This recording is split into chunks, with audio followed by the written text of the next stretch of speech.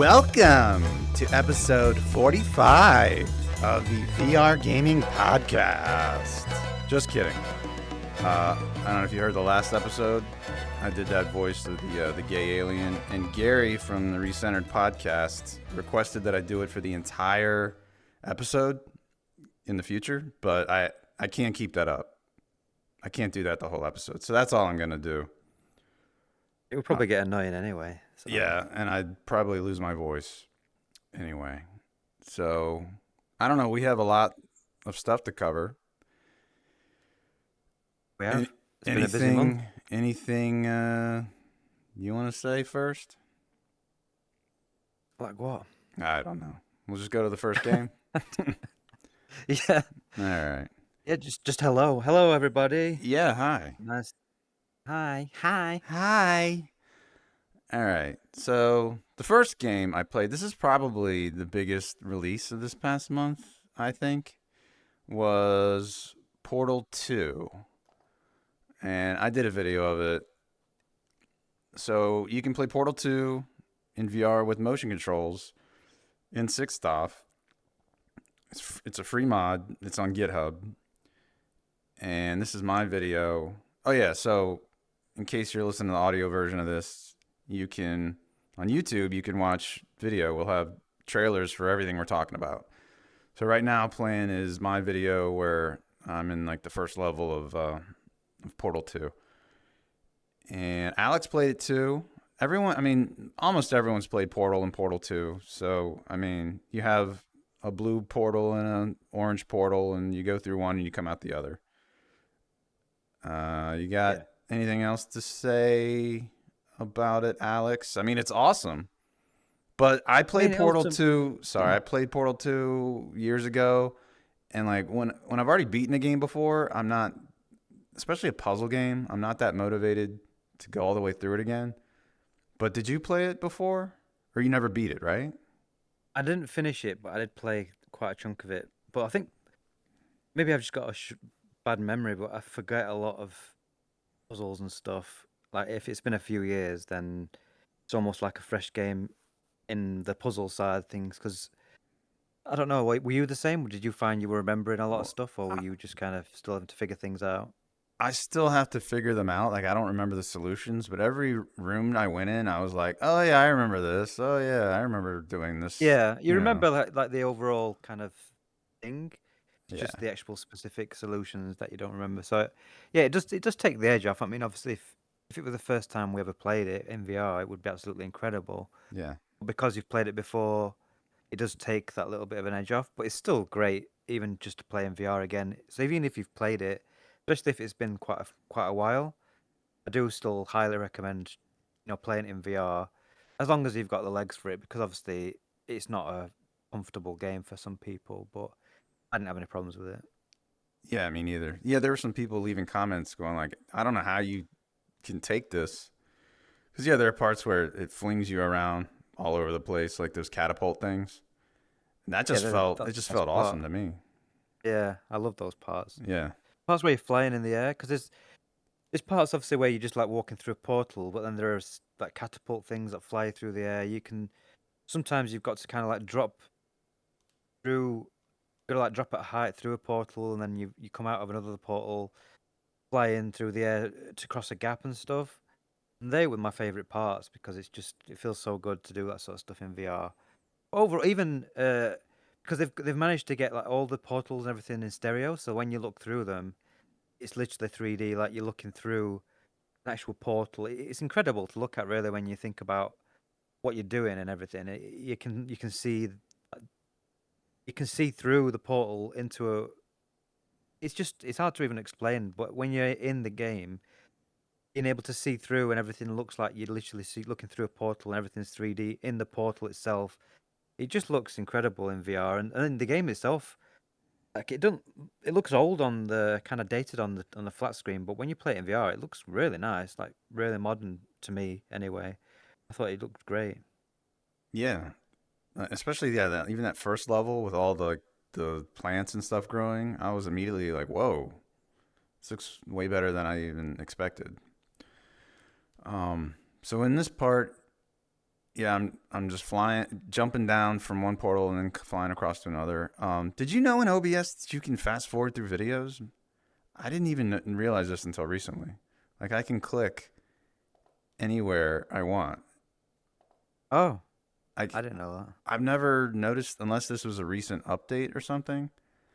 Anyway, I can fast forward through this. Like I'm trying to find maybe the catapult part.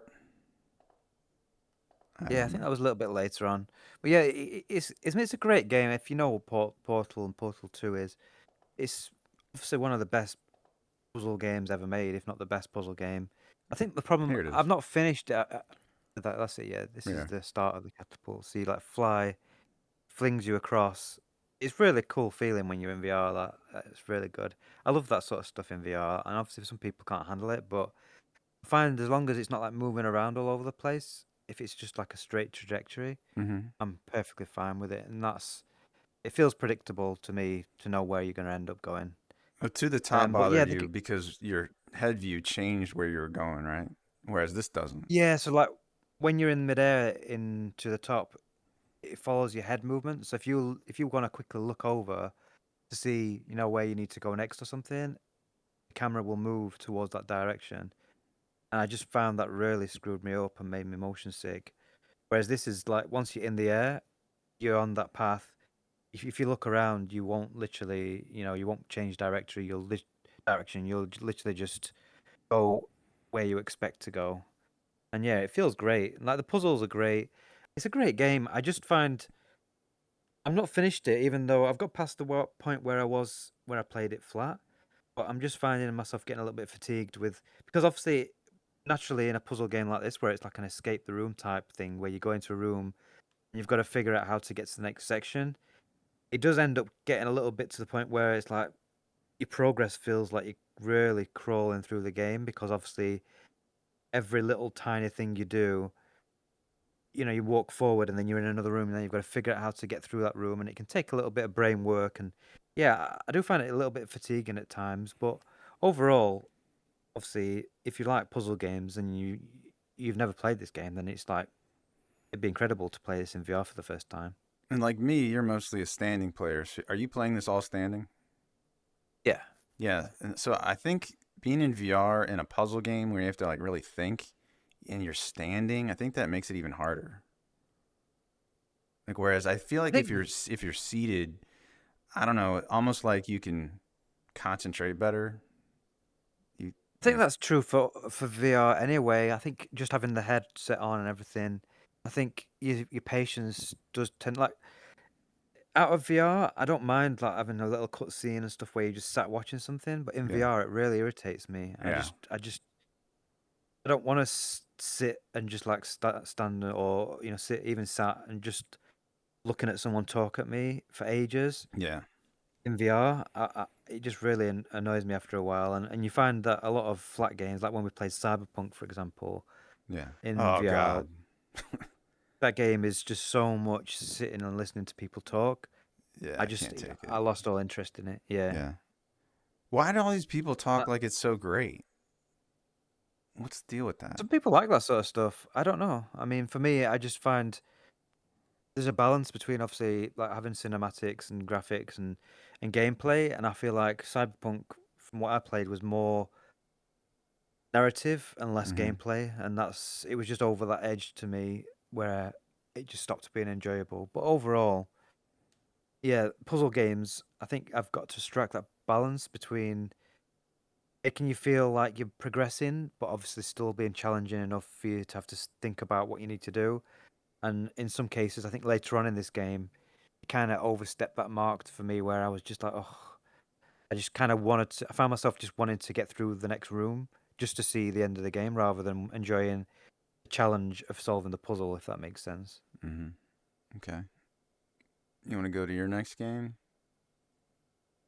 Yep. What is All it? right. Oh, BeamNG. Yep. Yeah, this is a surprise VR support for BeamNG, which is a game that's been out for quite a while, and it's um it's well known for its crash physics. Like it's got ultra realistic physics where everything kind of everything's modeled in the game where like if you crash, or everything crumples and distorts exactly as you would expect in a crash, and that's what it's well known for. Just But crash it's down this it's not. mountain. I'd want to do something like this. Well, you probably might enjoy it then if you like Yeah. that sort of stuff. Hmm.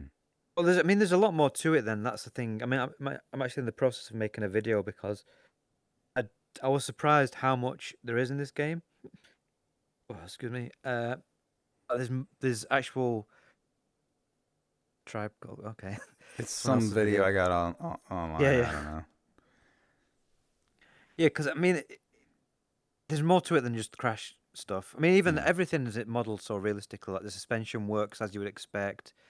There's if you crash, like if you do like a little crash into something, you can damage the suspension, or you knock the alignment out, so you don't steer straight properly anymore.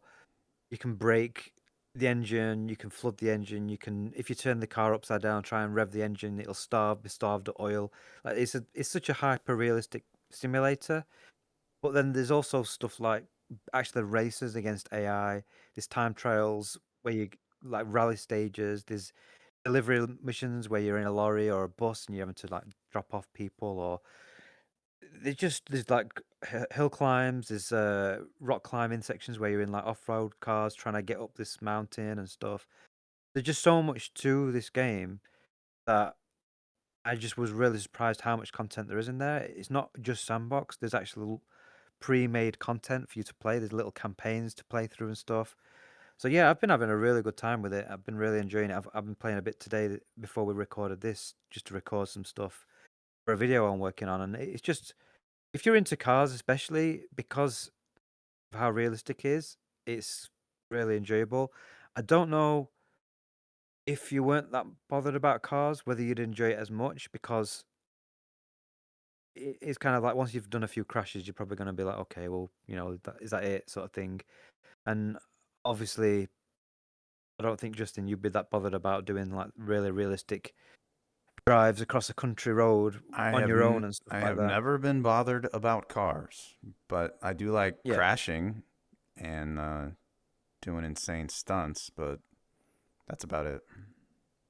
There's some cool stuff as well. Like there's like these little mini campaigns. There's one which is all about destruction, so you gives you all these different scenarios you run through, and it's basically just showing you off all the crash physics and stuff. So you just end up smashing your car up in loads of different ways. There's one where I just did earlier, which is like a bus campaign where you're driving a bus, but then the first mission kind of like speed, where if you drive below a certain speed, a bomb goes off, so you've got to keep your speed up. That's cool. Otherwise, the yeah, there's little cool things. Like it's not just like a regular racing game. There's loads of little cool scenarios and stuff that aren't like any other video game you've played, and I'm just really enjoying it because of how different it is and how many different things there is, how many different things there is to do in the game. I'm just finding it really enjoyable, even just messing around in multiplayer, because there's a multiplayer mod that you can play. Me and Josh have been messing around with it, even just messing around and stuff. And yeah, I mean, you can do like demolition derby as well, like where you can be in an arena smashing each other's cars up and stuff. So there's loads of stuff to do, but you've got to be you've got to be a bit more patient with it, because it's not like a regular game where you're just going to be in a game and you're going to be doing one thing or another. There is a bit of work to get the most out of the game, like setting everything up. There's problems with performance sometimes. There's crashes and stuff. So it's still in early alpha, and I believe they are still working on the VR support.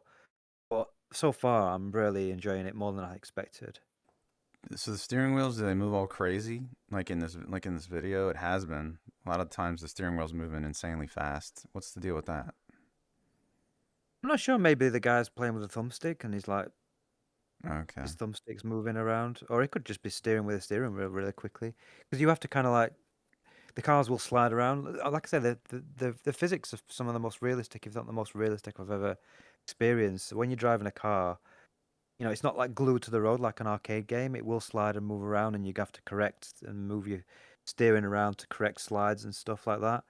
Um, yeah, it's just that's why I say it's. I don't know, beyond like just messing around and crashing stuff, how much enjoyment you would get out of it if you're not really that into cars, because it's so hyper realistic. You know, you one little mistake and you've damaged your car and you're not gonna be able to drive it straight anymore. So Mm.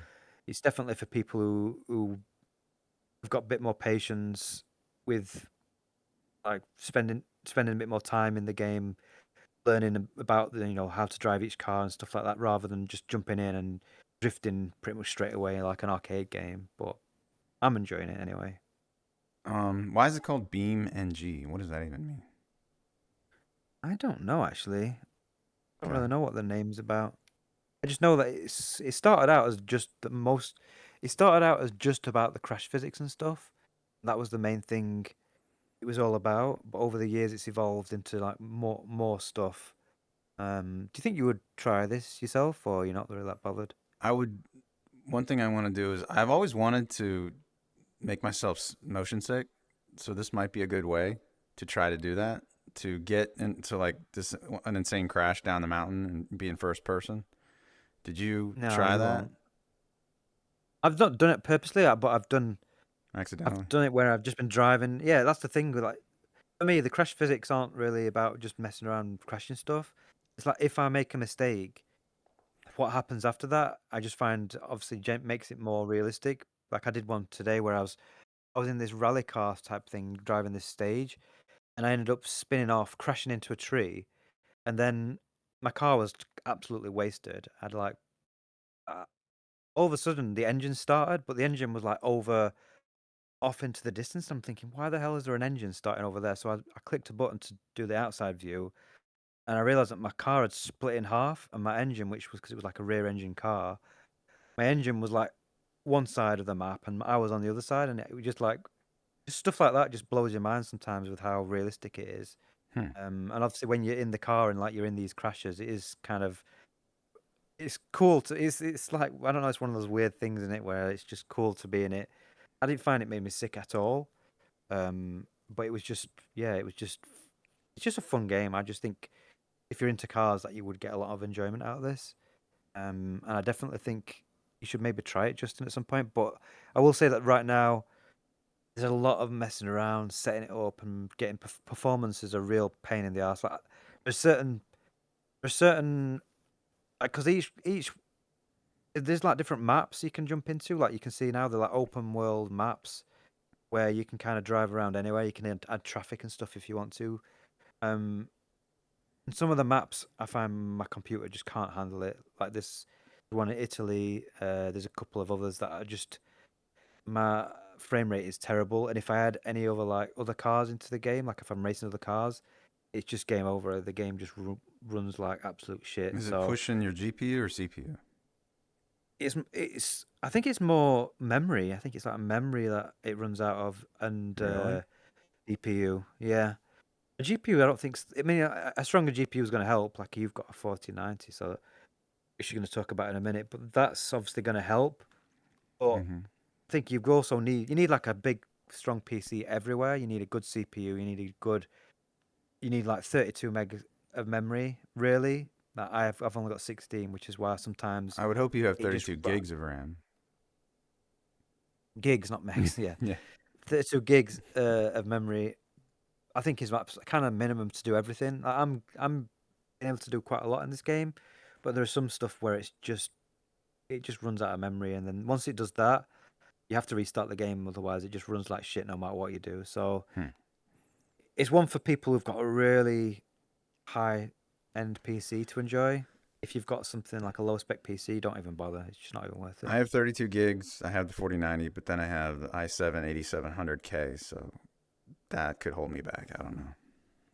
I've got a Ryzen 3600, which is a pretty low end Ryzen CPU, AMD CPU.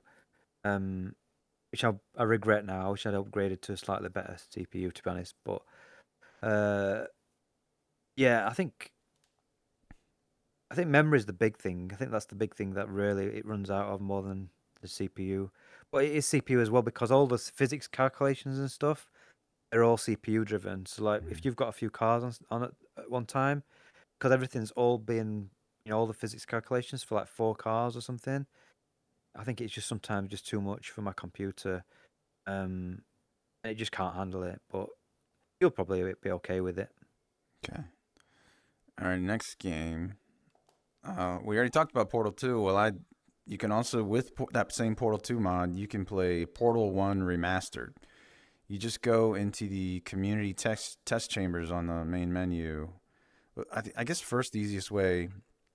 I did a video of this too, which I'm showing right now, and I put a link in the description, giving a link to the levels to subscribe to. So once you subscribe to them, they're going to be available. And then here I'm showing it. You just subscribe to these Portal 1 levels, and then you can play the entire game in the Portal 2 mod. And it's, it's sixed off, and with motion controls, it's just like the Portal 2 mod. And I didn't remember this at all. Like, even I remembered this even less than Portal 2, because I think I played Portal 1 probably back when it came out. Yeah.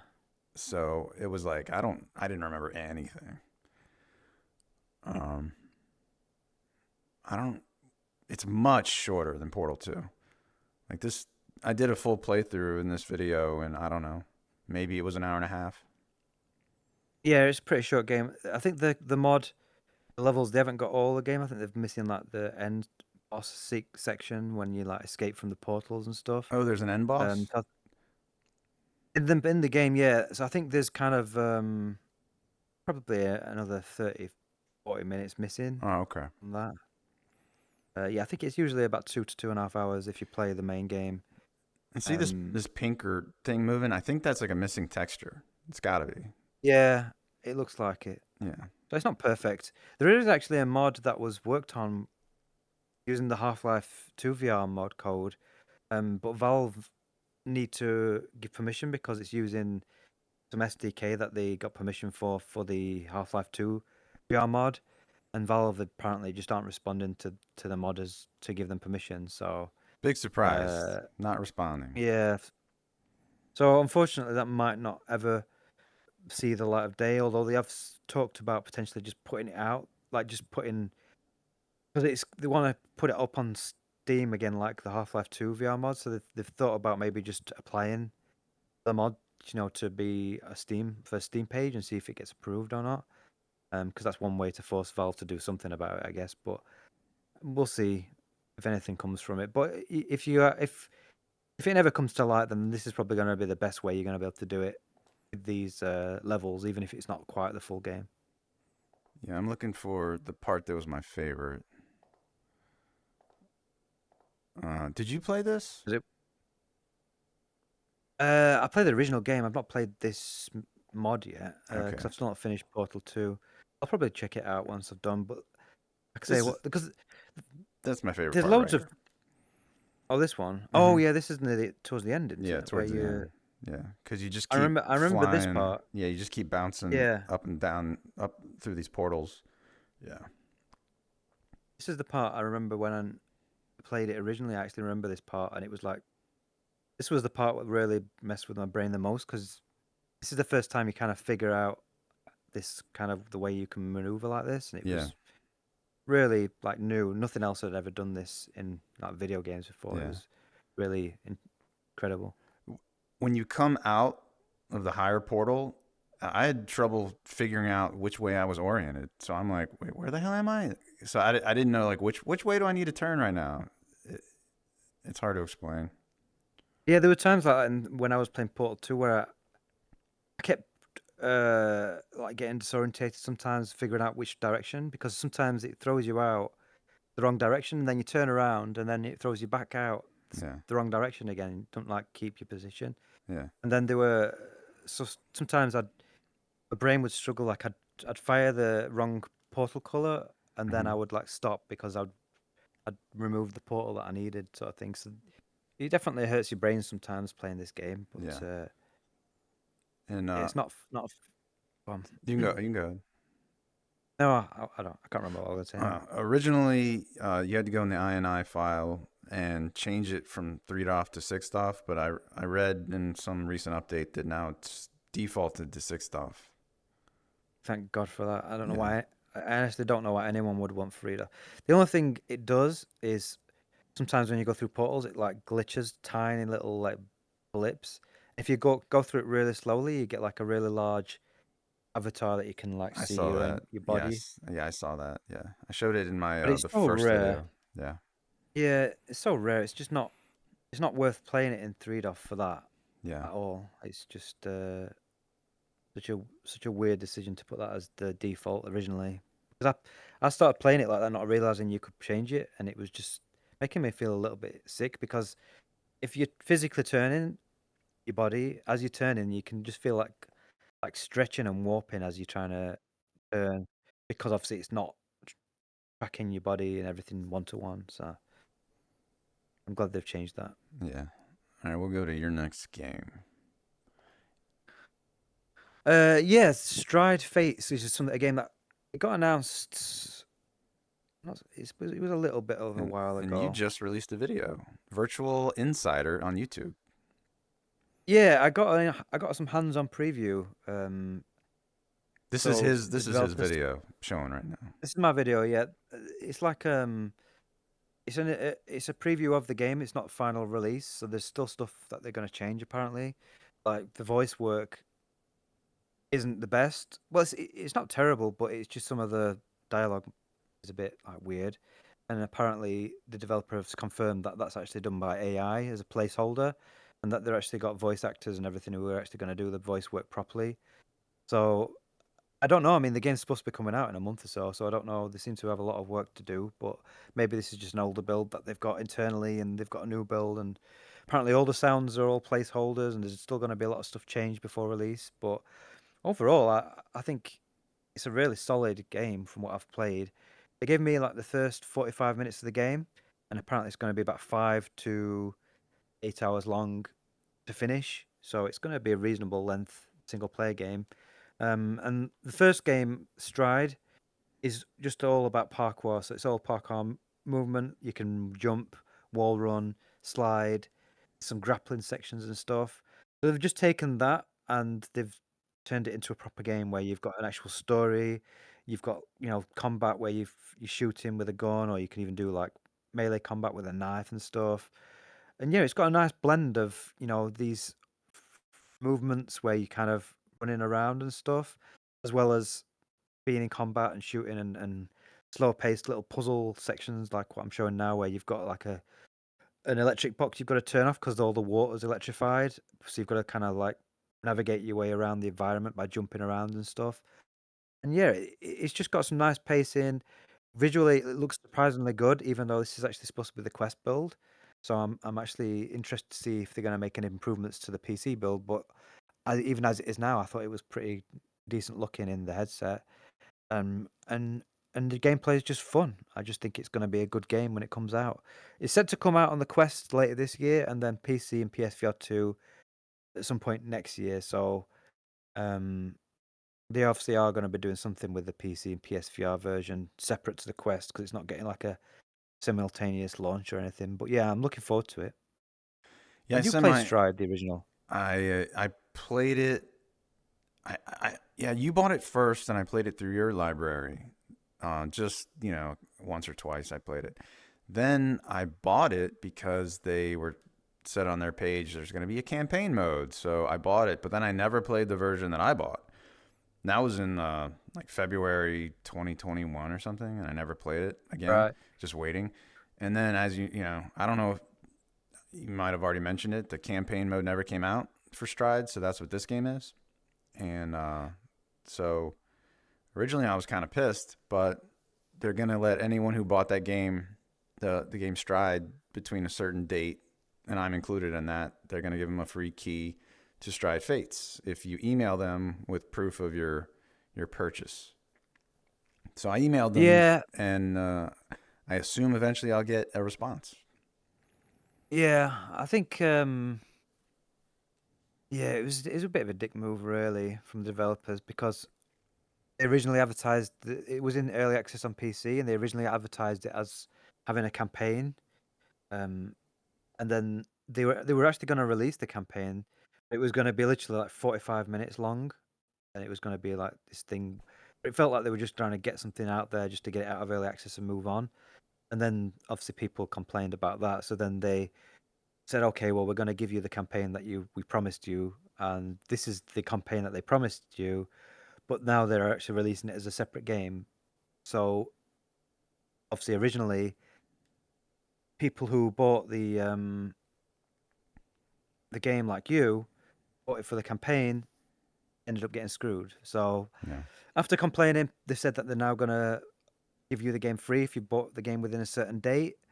But you've still got to like contact them and apply for it and stuff. So they're still not really putting it out there. It's not on Steam or anything to let people know that. It's kind of like just on the Discord. So most people aren't going to know about that. Yeah. And it is obviously just their way of just kind of hiding it, I guess, and trying to maximize the amount of people who are going to buy the new game. So yeah, there is that. I mean, Joyway themselves, I've got like a love-hate relationship for Joyway because Yeah. I think they're good developers in terms of their game design and stuff. I think they do some interesting stuff, but they have a habit of like taking projects on, not finishing them, abandoning them, working on like 4 or 5 games at a time, and just kind of like never really finishing anything. So this is like probably the first time they're going to have actually released a finished product, really. I think. So maybe they're finally getting to that point now where they're making enough money across the projects they can start putting time into these finished games. But yeah, I think they're an okay developer, apart from just some of the decisions they make just aren't really that great from a player's perspective, really. What do you think their other best game is?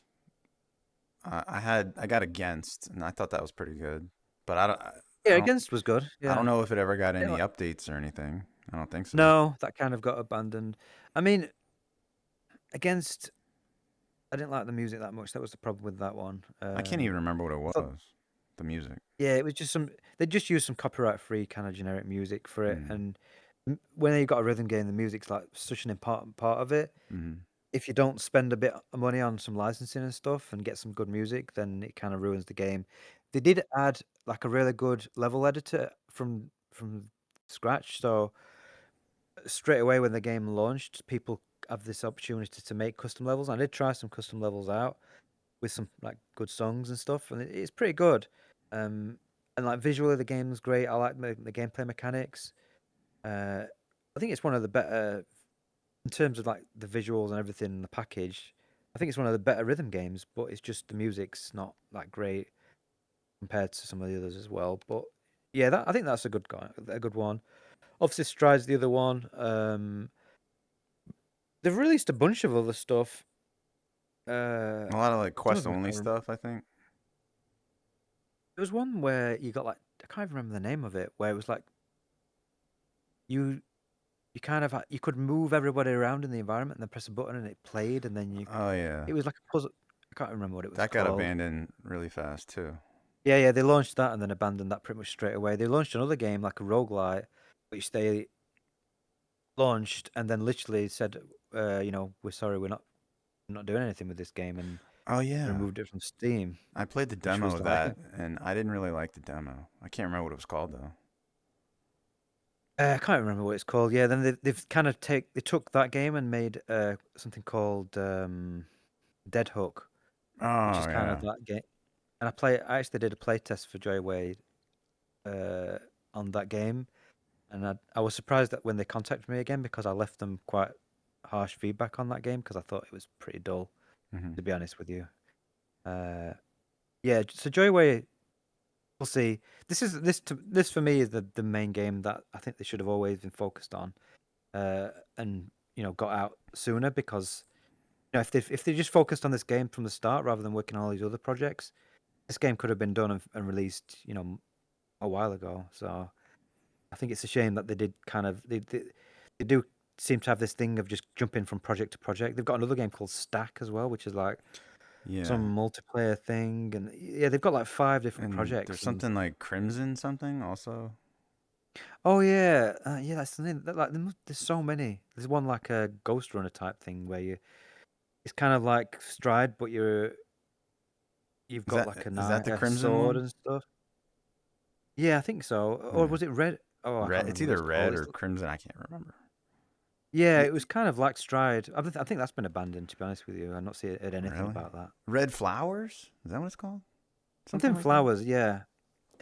And it was kind of like Stride, but you were trying to make a Ghost Runner type thing where you've got a sword and you jump in and slice and stuff. Mm-hmm. And yeah, they've I've not heard anything about that. So whether that's been put on hold or, but yeah, good developer. Just a shame that they don't like focus on projects and they abandon stuff too much. Really. Hmm. All right. We'll go to the next game. So the latest Luke Ross mod is for Far Cry 6. And if you don't know what Luke Ross mods are, is he usually adds VR support to a AAA flat screen game, but it's not with motion controls. It's you just got to use a gamepad or a keyboard. And these are they do something called alternate eye rendering, where it only renders to one eye at a time, and like in the eye that it's not rendering to, it uses kind of like a predicted frame. So it's kind of tough on performance. Like you need a really good system to try to. I don't know. I don't know. It used to you'd have to get like 180 frames per second to be able to get like a good 90 frames per second visual. But then he added this AER 2.0 where I guess it's like a better prediction algorithm or something. It's sort of like some sort of motion It's smoothing, reproduction. It's reprojection. like it's like ASW, but his own version type of thing. Yeah. All right. So as Alex said earlier, I recently got a 4090. So I was like, all right, let me try some Luke Ross mods now that I have this video card. And this ran really well. I put the resolution up pretty high and I put it on all ultra. And even on all ultra, I felt like it was perfectly playable. Like, you could see some performance issues sometimes, but it was no big deal. I mean, maybe you'd want to put it a little bit lower, put it on high or something. And I'm playing on an index. It's not like I'm running like a super high resolution or anything. And it was perfectly playable. It looked really good. It still had those little halos around some Yeah, things. It still has ghosts, that. ghosting. Even if I Yeah, put the graphics all the way on low, I still saw some little ghosting halos around some things. But if like strafing left and right, I didn't see like reprojection. I didn't see that type of look. I just would see some ghosting around some things sometimes. Um, yeah. so it was perfectly playable. My only issue was like the game itself I wasn't that into. But I haven't gotten that far. I got to a point where I have to use a camera from a distance and zoom in on this enemy encampment, and you're supposed to use the L and R triggers on your gamepad to zoom in, but it won't work. And I saw other people complaining that it won't work for them either. So you have to on that part you have to play the game flat to get past that part, and I just haven't bothered yet. Um, Right. I think in Luke's mod you can in his mod manager whatever you press both thumbsticks and then the mod screen comes up.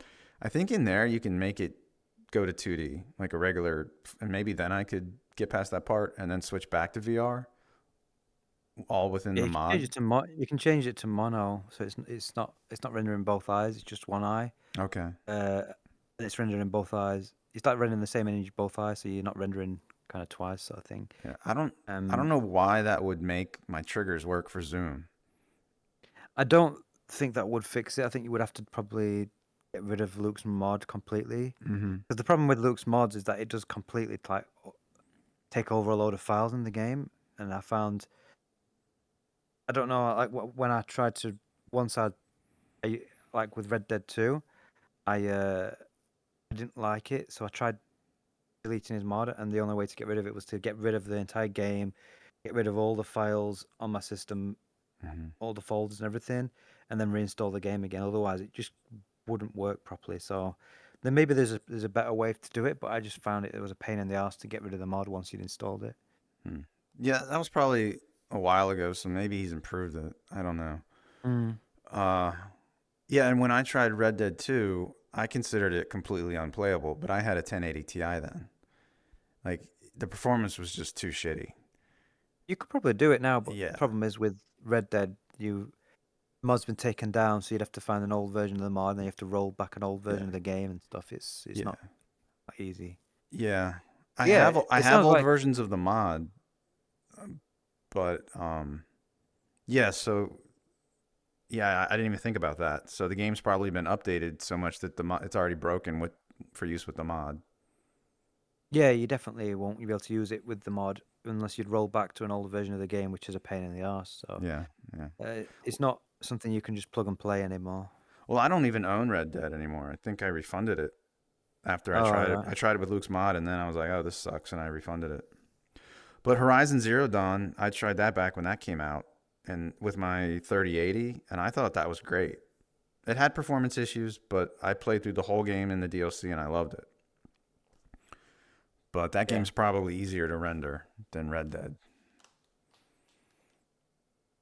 And Yeah, I mean, I would say so. Red yeah, Dead's like one of the hardest games to render.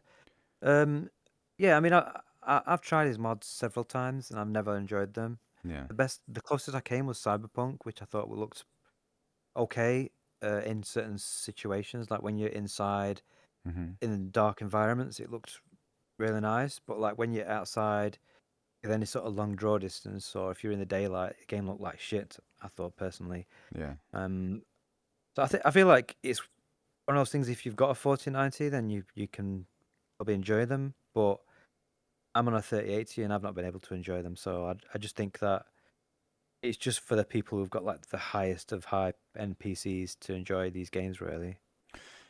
And I also tried Ghost Runner.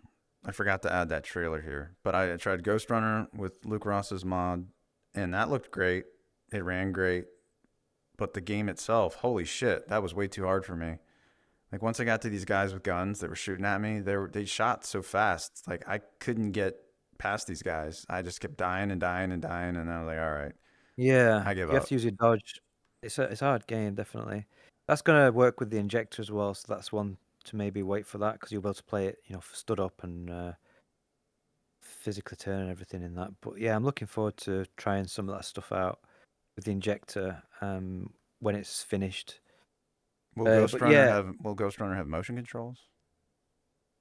um, maybe, but it won't be like that's one that it would be cool if someone like modded that on top because with the framework for the injector, he's made it so that modders can actually come in and add motion controls and stuff to games, so they can use his mod to like then mod in motion controls on top, Hmm. and that's one that would really be cool with motion controls. Being able to actually swing the sword and everything. Yeah. That would be really cool.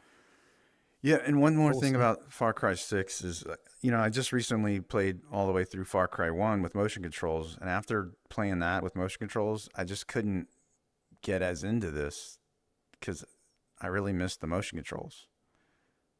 If someone could add motion controls to this, I'd be way more into it. It's just like I just feel like I'm playing a video game, and that I'm not really in the game. You Yeah, know? I'm so bored of these sort of first-person shooters and Yeah, not out of VR.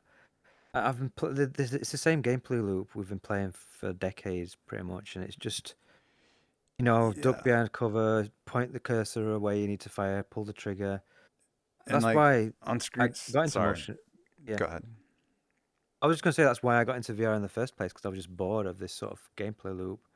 So a lot of people say, "Oh, I enjoy even just being in the game's great." For certain games, yeah, but first-person games for me, it's just without motion controls, I just get bored very quickly of the game. Yeah, and one of my issues with this game is every mission is you got to go talk to somebody, and then they tell you where to go. You go to that place. You go there. You talk to somebody. Then you got to go to this marker and go there and talk to somebody. I don't want to talk to a million people. I want to just go. I want to be free to go just wreak havoc on the island. Like this guy here, I had to follow him. This isn't my Yeah, video. This is another guy, but I played this part where you have to follow this guy, and then he brings you to another person you talk to, and I don't know if it's that's just why I because don't I'm. like open world games. I fucking Yeah, hate open world games because that's what they end up being. They just yeah, end up being markers on a map. yeah, You walk up to them, talk to someone, they say, "Go over here, talk to this person." You go over there, you talk to that person. oh, you need to now go talk to this person. I tried Yeah. playing Skyrim, and it was even that's the same really. When you look at it, it's like, go here, do that, come back, get this thing, go somewhere else, and it just drives me nuts. I just don't want to do all this busy work. I just want to just play the game. Horizon Zero Dawn, I feel like, was less talking to people. Yeah, I enjoyed Horizon a lot. Actually, Yeah. I played that flat. And Spider Man, I played Spider Man, a bit of Spider Man. That's probably my favorite open world game. I think that's great, mainly because just getting from place to place is so much fun, swinging around. Yeah. Um, a lot of stuff like the Far Cry games are so shit nowadays. Like I can't get into them. Like this Far Cry 6 apparently is really bad reviews, and people like I think people are just fed up with the same formula. Hmm. I think they peaked at Far Cry 3 personally. I thought 3 was the best out of the lot, Yeah. and then they just kept repeating the same formula, and it just got really dull and repetitive. Yeah. Yeah, I played Far Cry 1, 2. No, Far Cry 1, 3, and 4. I think those are the only ones I ever played until this Far Cry 6 mod. Then I tried it and I was just like, I don't know, man. Um, Yeah, 6 is not it like didn't get very good reviews. And I think 5's supposed to be pretty good. But like I say, unless they're in VR with motion controls, I'm not really that interested anyway. yeah. So yeah, I don't think I'll ever play these games in VR because I can't see anyone making a mod for them with motion controls. So All right, we'll go to the next game. I Expect You to Die 3. Alex and I both played the first level. Our idea was I would record my gameplay, he'd record his, and we'd see who got further in the game. And we'd like overlay the video together to make one video. Neither of us finished the first level. yeah, So it's a hard one. yeah, I don't know if it's just the first level, but like I played for 45 minutes and I got right towards the end. I don't know if you watched that video I sent you just in, but no, I I got should. I got to the end and basically there's like a robot that fires a laser at you, and I was like trying to dodge the laser and I died. And because it had taken so many steps to get to that point, I was like, oh, please let there be some sort of. I know that's not the game, but I was like hoping and praying there would be some sort of checkpoint where I could just do that again. And obviously, I was starting the game from the beginning. And if you Ugh. watch the video, I was genuinely distraught. I was like, in the video, I was like, no, fuck, Well, now no. I gotta I watch was it like, to feel your I was pain. genuinely, I was genuinely just like, I just couldn't. I just genuinely just couldn't handle it. I was like, I must have sat there for about 5 minutes, just like just deciding whether I wanted to try again or whether just to quit. And I just kind of like was like, oh fuck Yeah. it. It's this guy, this robot dickhead that's on there now. He fires a laser at me, and the thing is, I still don't know how to get past that point. And the problem is that I've got to go through all these steps to do all this shit with making these cocktails and doing all this bullshit to get back to that point just to try again to see if I can figure out how to do it. And if I don't do it and I die, I've got to do it all over again just to retry that one part. And it's just like, oh, I hate I that don't know making if I want to cocktail do that. shit. I've never wanted to be a bartender. I have no interest in that type of shit. So, The thing is, like, usually it's like some of them are designed in a way that if you know what to do, you can really quickly zip through and get to them. But this one's not like that because you have to get something out of a safe and then you have to get a lemon to be able to make a certain cocktail. So you have to do something with the robot to get into despair and make something to bring it back with a lemon on. So there's this whole process that you have to do. There's no shortcut. There's no way to like speed things up as much as some of the others. So you like even if you know what you're gonna do, it's still gonna take several minutes just to get back to that same point to then potentially mhm. die. Then have to take several minutes to get back to that same point to potentially die. And it's just like it's the first. I've enjoyed the other games, but this one, I don't know if it's just this first level that's like that, but this one just really made me not want to play the rest of the game. I will play the rest of the game, but I think me and Justin had an idea of maybe like playing it together over Discord or something, like both play it at the same time and then Yeah. try and solve it together. I think that would make it more bearable.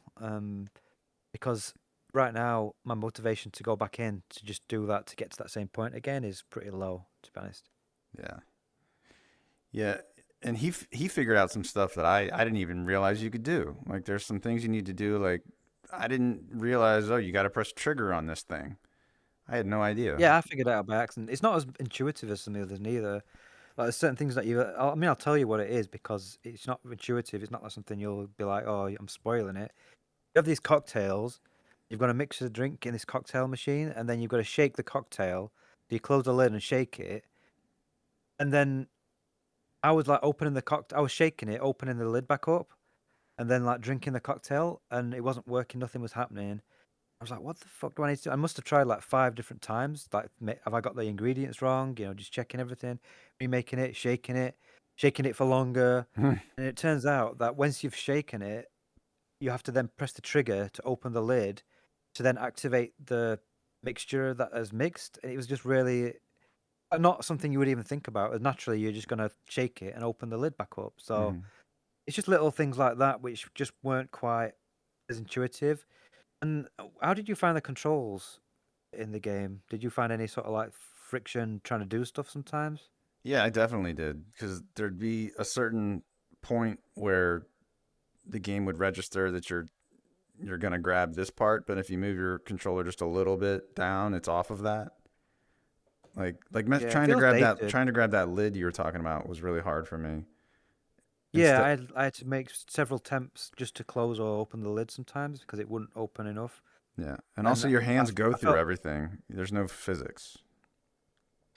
it just feels dated in terms of like the hand interaction, because this is obviously a 2016 early game, and they've not actually done anything with the control schemes identical to it how it's always been. And it really does need a little bit of a freshen up in terms of how you pick things up and manipulate things and stuff, because it's just not.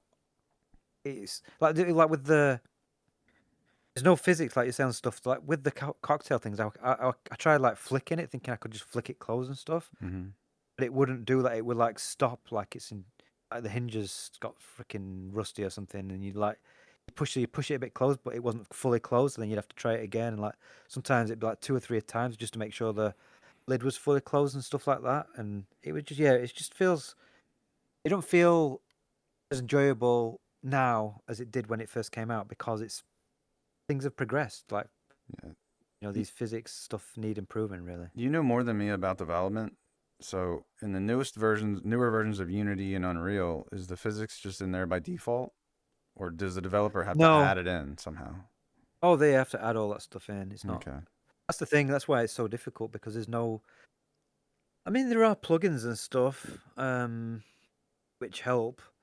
I mean, the reality is that Shell Games, who made this game, they're not going to put the time in to do all this to upgrade all this stuff because, as far as they're concerned, everything's fine. So, um, yeah, it's just one of the things where they've not really updated and improved things when like they really could do with updating and improving the hand interaction in this game. Okay.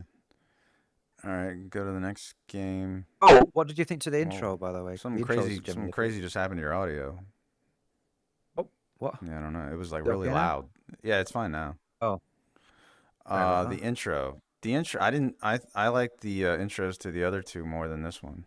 Yeah, yeah. I was gonna say the second one, especially, I thought was really good. Um, this one didn't like hit as much. Like Yeah. the first two had like these scenarios where like they had scale and like stuff coming down on you and stuff. Whereas Yeah. this felt a bit kind of tame compared to that, but Yeah. I thought so still too. all right, but Yeah. not as good as the others. Yeah. Uh. All right. We'll go to the next one. What's the next? No, no Man's Sky.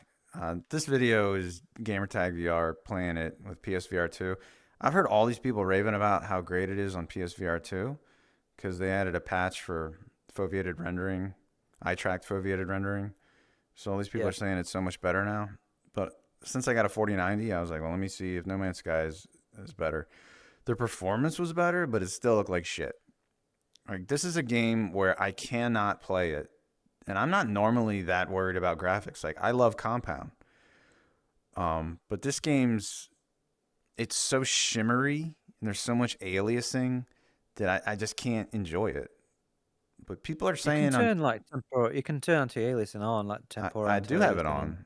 So oh uh, I have it on. Okay, well, when you have anti-aliasing on, it makes it extremely blurry. It's terribly blurry. All of the there's DLSS, there's DLAA, there's TAA, there's I don't know, maybe there might have been FX AA, I can't remember. I tried all of them and they all sucked. All of the anti-aliasing looked horrible on my index. Um, Gary, I was talking. Gary did some videos about No Man's Sky, and he said it didn't look good on his index, but he said that he found that it looked better on his Quest 2 and his Pimax Crystal. Like yeah. it wasn't as blurry. I don't know why that would change Mm. how the Is anti-aliasing looks. I was listening to the Reclaim, what's it called? Recentered? Fucking hell. Recentered podcast.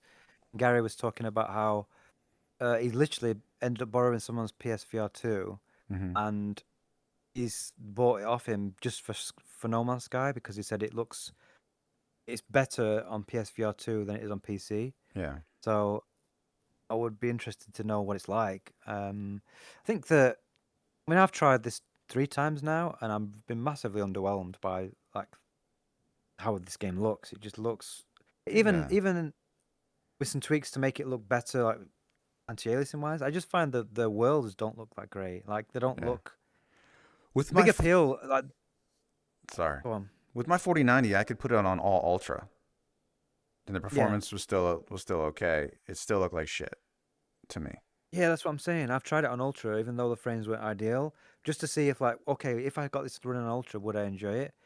Things like the clouds look all pixelated, and it's because they're procedural like clouds. Mm-hmm. They don't look very good in VR, and just the general planets look kind of bland, and they're just like this one's a blue planet, this is a green planet, and then they've just got some weird shit around, and yeah, I just have no interest in this game, and it's one of them that I'd play if the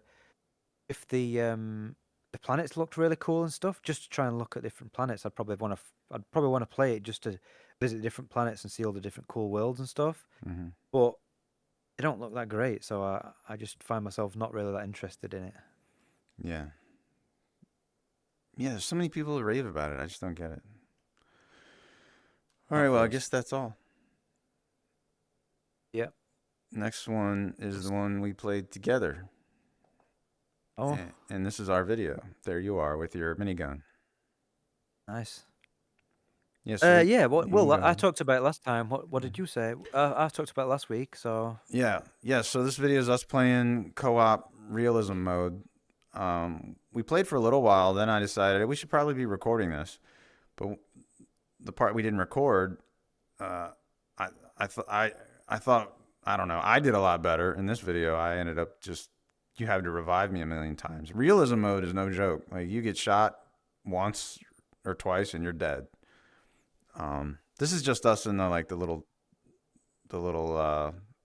hub area where you can just shoot guns and f around. We haven't started the mission yet, but we started a mission and we were just like dead immediately.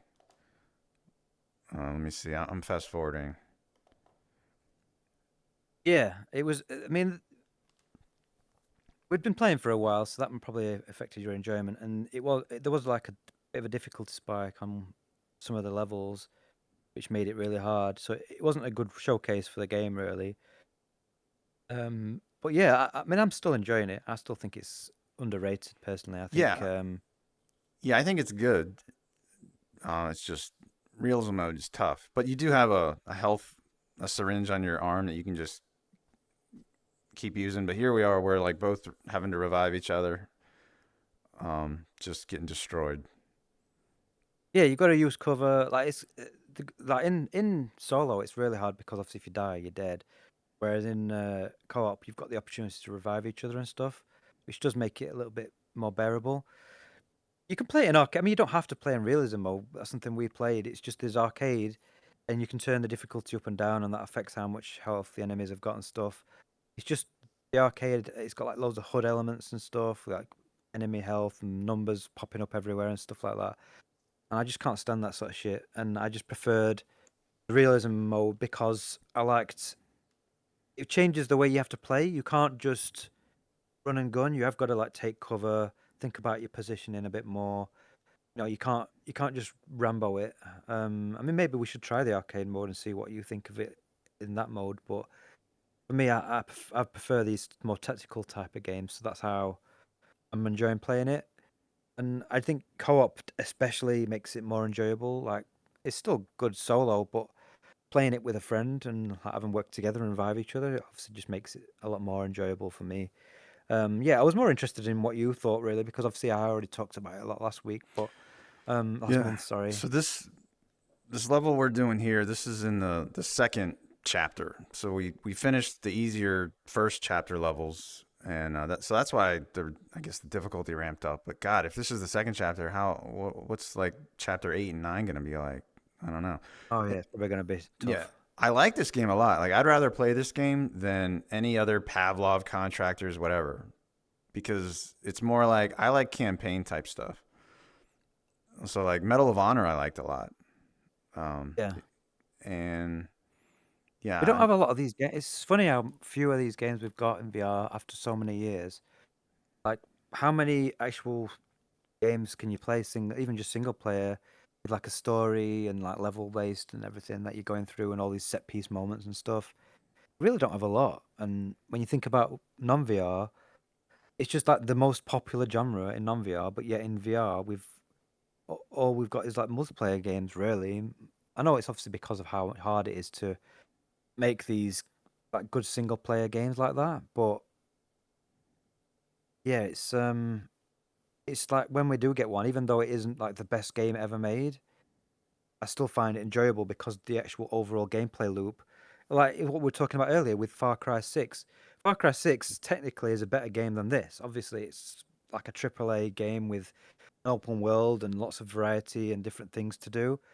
But I'd rather play this than Far Cry 6 because in VR, motion controls and everything just makes it so much more fun to play as in the gameplay loop. So that's why I got bored of non-VR stuff because the gameplay loop just is so repetitive. I've played it so many times, whereas VR just brings something new to the gameplay, and it just makes it more enjoyable. So this is why I feel like when we do finally get these like big AAA games like Far Cry and stuff like that in VR, like proper full games like that, it's just going to be phenomenal. I mean, we've already seen it in stuff like with the Resident Evil mods and stuff, like playing through the Resident Evil games.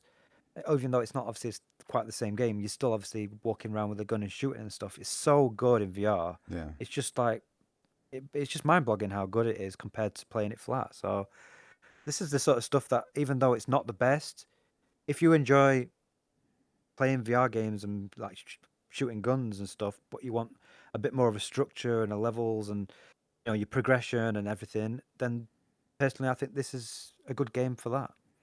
I just saw that I reached for a door. I don't remember in this game. Can you actually physically open No, doors? It's a button no, they're all press. kind of auto. Okay. No, it just opens when you trigger. You trigger because we had to go back and get a document, and then it Ah, triggers the yeah. door to open. Okay. Yeah, I already forgot. Dead. Did. Revive But me. yeah, I think we'll probably not talk about it again because there's not really much more to say. But ultimately, I just think if you like this sort of game, you'll know if you like it by looking at it, and you want a single player game that you can also play co-op, which isn't multiplayer or a roguelite, then I think it's good. Yeah. I was gonna go. Then there are levels like this. I don't know where this is supposed to be. Like more desert type levels. Yeah, it's a Um. decent variety. Yeah, we had some bugs where like our guns would disappear, some weird stuff, but that doesn't normally happen, does it? No, I mean overall, it's had patches and stuff, and it's still classed as early access on PC as well. So I don't know if they're going to keep improving it. What did you think to the reloading? Because obviously the big controversy with this, with that, it's not got full manual reloads. Fine by Did you me. find that bothered you? No, it didn't bother Yeah, me at all. I think people put two. I mean, I don't want a game that's got like a auto reload or a button press reload, Yeah. but this does enough personally. I think where you press a button to reject the mag, you bring the magazine up, you pull it up, and you're doing most of them work. It's just Mhm. don't get to cock the gun, if it's empty. That's the only difference, really. So, Yeah. All right. So the next one on the list is next. Yupitergrad 2. Oh, well, this is going to be a bit of a 180 for me, to be honest. Yeah. Yeah, you like it less and I like it more than we did last month.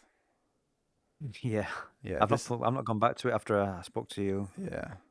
Yeah, this is my video. I was really frustrated at this point.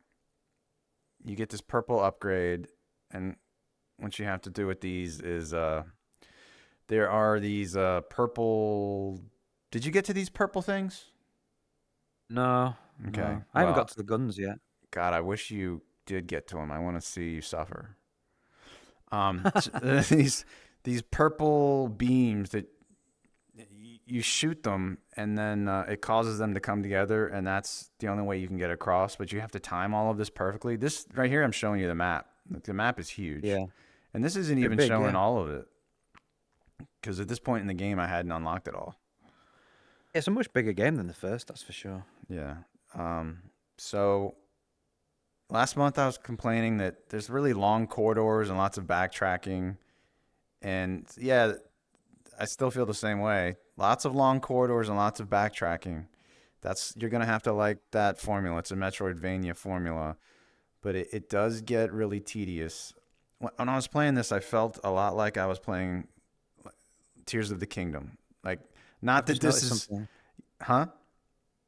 I've just noticed something in your footage. Oh, you did? What'd you You've notice? not got a cursor on, have you? Yeah, I didn't have a cursor on in this video, and it was later in the video I realized, oh wait, I don't have my cursor on. So yeah, having the cursor on helps you realize where you're pointed. The first Yeah, I game, tried without the cursor. It was really hard without the cursor. yeah, but then it makes you see these HUD items that you don't want to see. I wish you could just have the cursor and no HUD bullshit. Oh, I didn't. Oh, Yeah, yeah, so like your health, your shield health, and maybe some other things too. If you turn on yeah. the cursor, it shows all that. Um, Maybe sh- I don't know what I was saying. I thought there was a separate menu for the cursor. Like you could turn it on and off separately. When I turned it on, it turned on. I had to see other HUD stuff too. Oh, Yeah, there's a okay. point in this video where I turn it on, but this is a pretty long video. I'm showing the guns. Like you get gun upgrades where you get mini guns and stuff. So this part right here where I'm really struggling, I ended up getting so used to it that I just breeze through it now. Like there are a bunch more places in this game that are harder than this part, where Right. you have to get used to it. And so like Tears of the Kingdom, it was a game. This is a game where I felt compelled to keep playing it. Like every time I played VR, I was like, all right, I'm gonna play Yupitergrad again. Just like Tears of the Kingdom, I was annoyed as hell in Tears of the Kingdom, but it was like I have to get through it. I have to beat it. So there's something about it that kept me coming back. Like I love the movement mechanics and stuff, but it did Yeah. feel really tedious. And I beat it. I think it might have taken 8 hours, so it's a pretty long game. Yeah. I I like it now more than I did last month, but you got to be really patient.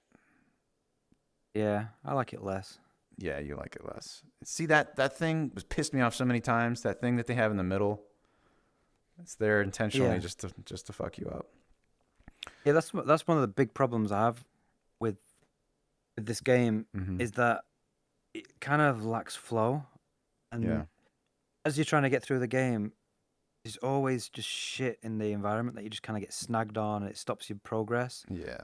And what you mentioned, obviously, last month as well, like with the doors closing on you for the checkpoints, Hmm.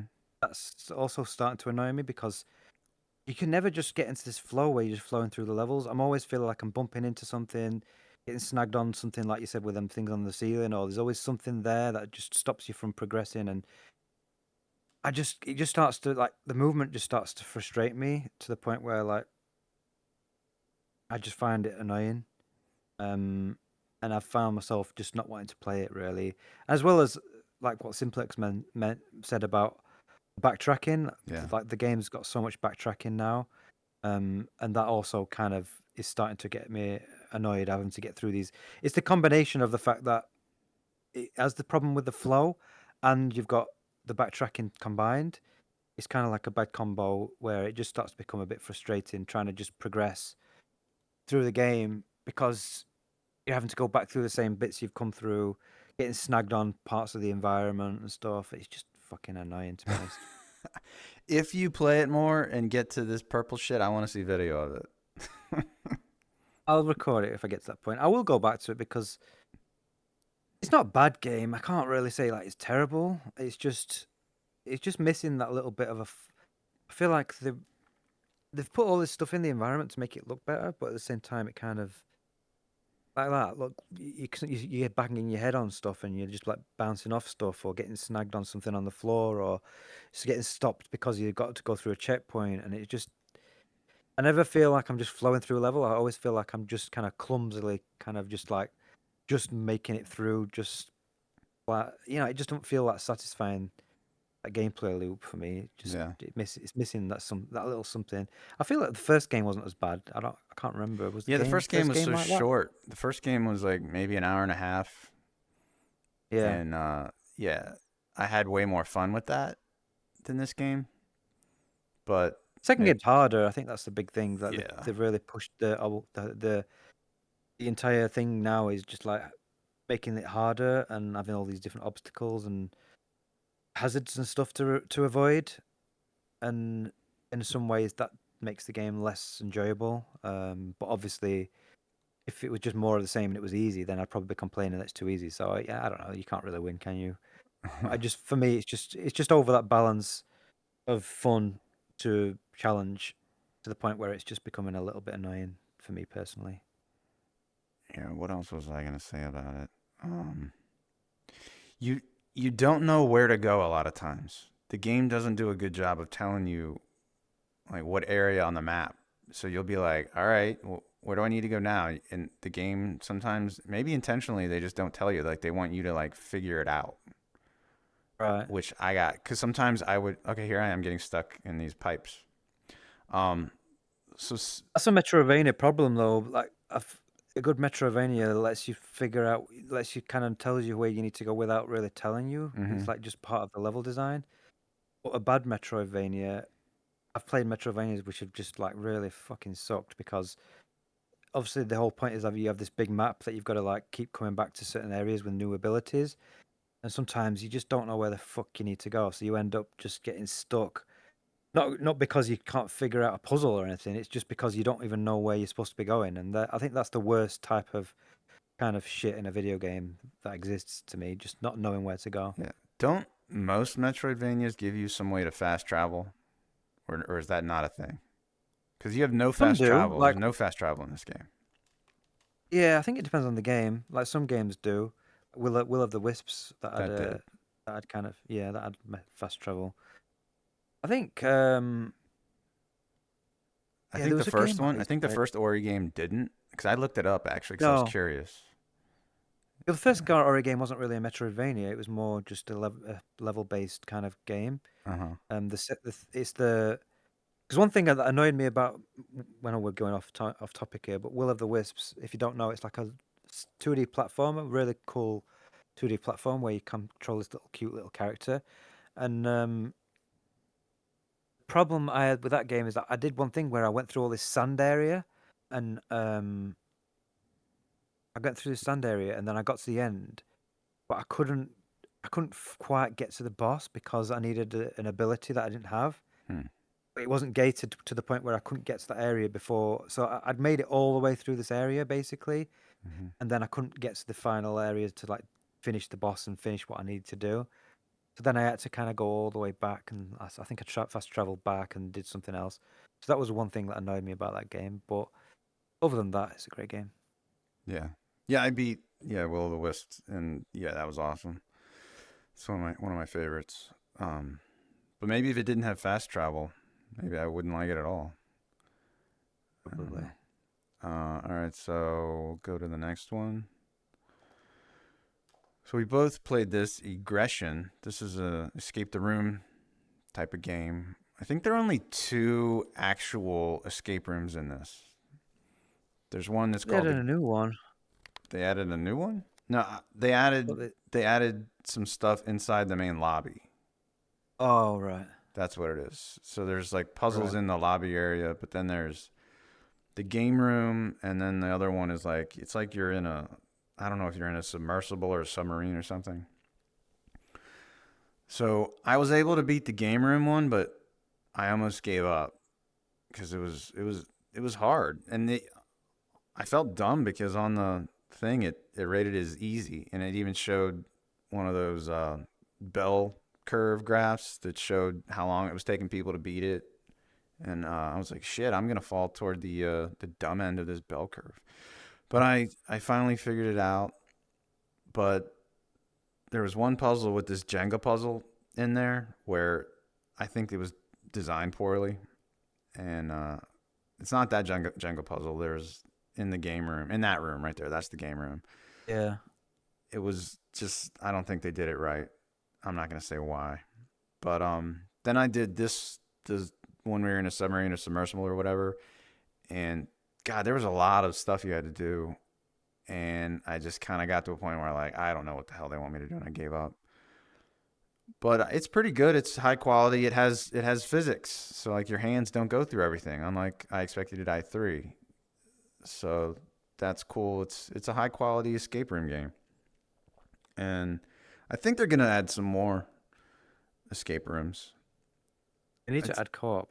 Yeah, they need to add co-op. Yeah, and That's the main thing I wanted in this because I've never done an escape room in real life, but this feels like an escape room. It feels like it's trying to simulate what a real life escape room is. So hmm you're in like an actual place and everything, and you're walking around in just a general room with stuff you've got to move around, rather than being like escape the room where but more gamified. And I just, I mean, it's hard. It's really hard, hmm and I just spent a lot of time just not really knowing what I needed to do, and I just gave up. I never even finished the first one. Well, part of that's probably because you didn't buy it. I bought it, so Oh, you probably were like, probably. whatever. But I was like, all right, I'm gonna get my money's worth. Well, So that's true. We could have refunded it though. no, I think it's good enough to not refund, and I think I got it on sale anyway. Yeah. Yeah. So am I gonna Do you go back recommend it then? into? I recommend it, yeah, but you you gotta be pretty patient. And the second one, I don't. Am I gonna go back into it and try it again? Maybe. I'm curious about. I did some of the lobby puzzles, and I'm curious about some of the others. There were some in there that were like the witness, and I think they said the lobby puzzles they modeled after famous puzzle games that they like. So that's why one of them Right. was like out of the witness and stuff like that. Yeah. So I guess that's Yeah. it. Yeah, pretty hardcore escape the room puzzle game. Yeah. If you like escape the room puzzle games that are like more real life based, then you'll probably enjoy it. Yeah. Oh, I If you never don't tried like that. Putting a fork what? in the outlet. I should have tried that. Yeah. All right. Should I go to the next one? This was on sale. I had heard of this, but because it's a wave shooter, I was like, eh. Mothergunship Forge. So, I think this exceeded my expectations actually. Okay. So I was impressed. It's a roguelite where you can attach new upgrades, new weapons, and you can attach these connector pieces so that you could have like multiple guns on one arm, or you could attach shields, or you could attach like vials that give you upgrades, like make your shots more damaging, or make them electrified, or make them shoot acid. And so you have 2 arms, so you could end up having a crazy contraption of guns and stuff on each arm. And you're in a room, and it's not like Space Pirate Trainer where you have to just physically move around. You can use your left stick to move around. So you can move around in this, decent size like circular area. So I found myself a lot of times just strafing left and right while shooting. So enemies will shoot at you, enemies will fly in your face and hurt you that way. And when you beat the level, there will be 2 or 3 doors that are available to you, and like one will have say on it that if you go through that door you'll get a weapon upgrade. This one will say you'll get money. This one will say you'll get gems or something. So you can pick which one you go through, and then eventually you'll get to a boss. I got to the first level boss and beat that, and then I got onto like, I don't know, I guess the second level, and got a little ways in, and then I got overwhelmed by enemies and died. And then, when you die, just like most roguelites, then it's like, oh, now you've unlocked this ability. So you just keep dying and unlocking new abilities. So it's probably not a game that you'd want to play, Alex, because you don't like that type of thing usually. But I think it's a high quality wave shooter. It was on sale for, I don't know, maybe $10. So I thought that was a good deal.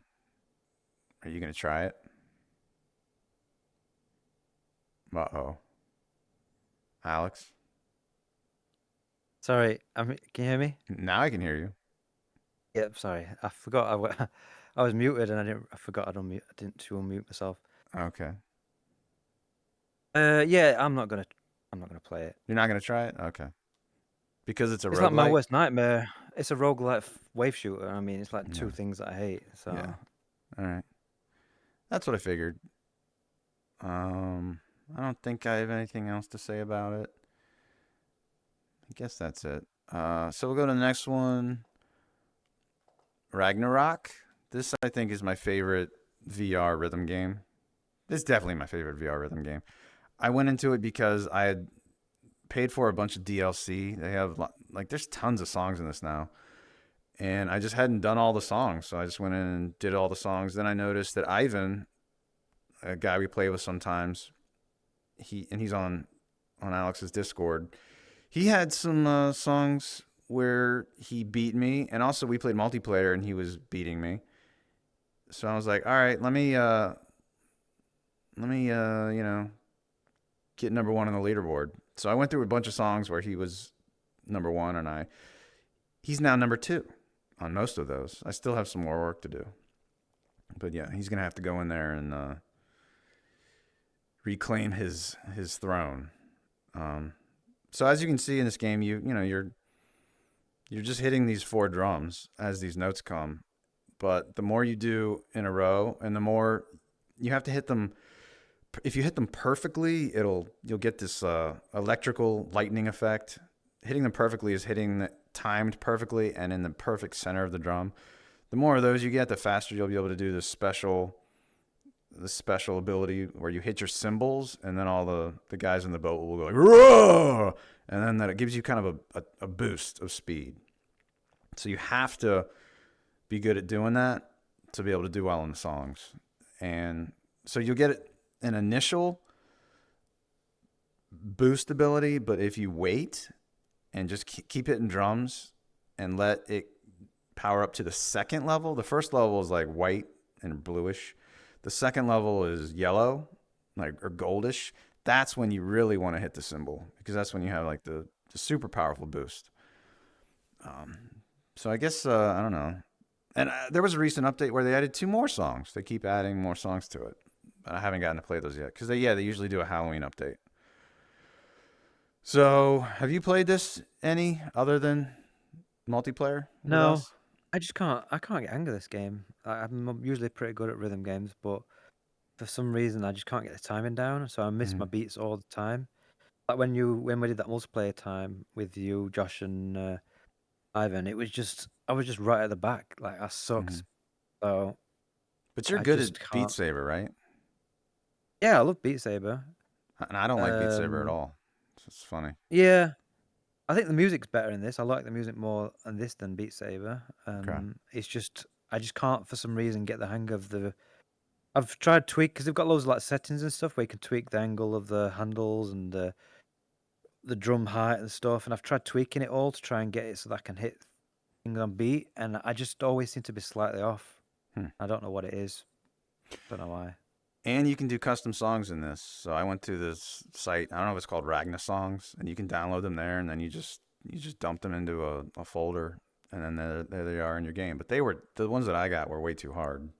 It was insane. Yeah, most custom songs are like ridiculously hard because people who make them are already like majorly good at the game, so then they'll just make really hard songs to do. It was same with Beat Saber. Like a lot of Beat Saber stuff is just really ridiculously hard songs that I Mhm. can't do. Okay. All right. Well, we'll go to the next game. I saw that you've played this. I don't know how you say it. Dagon. Dagon. I It was played in your. this. It was in your library, or it said that maybe you added it to your library but never played it. Oh, I think I It's might have. HP Is it like Lovecraft. a really short thing, Yeah, it's short. like a It's demo or short. something? It's short, but I didn't even make it through it because this is probably maybe the worst thing I've ever done in VR. It's Okay, overwhelmingly positive on Steam, right. and I couldn't. 15 minutes, I was like, all right, I gotta quit. I can't do this because you just stand there. You can't locomote anywhere, and But so it's you'll playable flat as well, isn't it? It's yeah, not just yeah. That's why VR. it has so many reviews. And you just Yeah, look around. All you do is look around while this guy talks, and then you'll look yeah. for something that you can click on, and then you click on it, and then it makes the guy talk more. He's basically reading a book to you, and you just Yeah, that's what I yeah. remember now. Yeah, I did the same thing. I never finished it because it was just I was like, what the fuck is this? It's not even a game really. It's I just know it. Yeah, it's like a story. I didn't realize that before I went in, so I was just so disappointed. I thought at least I'd be able to walk around and stuff. Like I thought maybe it was a puzzle game. So I left. I don't know. I left a negative review. Um, just because it had so overwhelmingly positive reviews. I was like, what are these people talking about? I guess you have to be some sort of H.P. Lovecraft fan.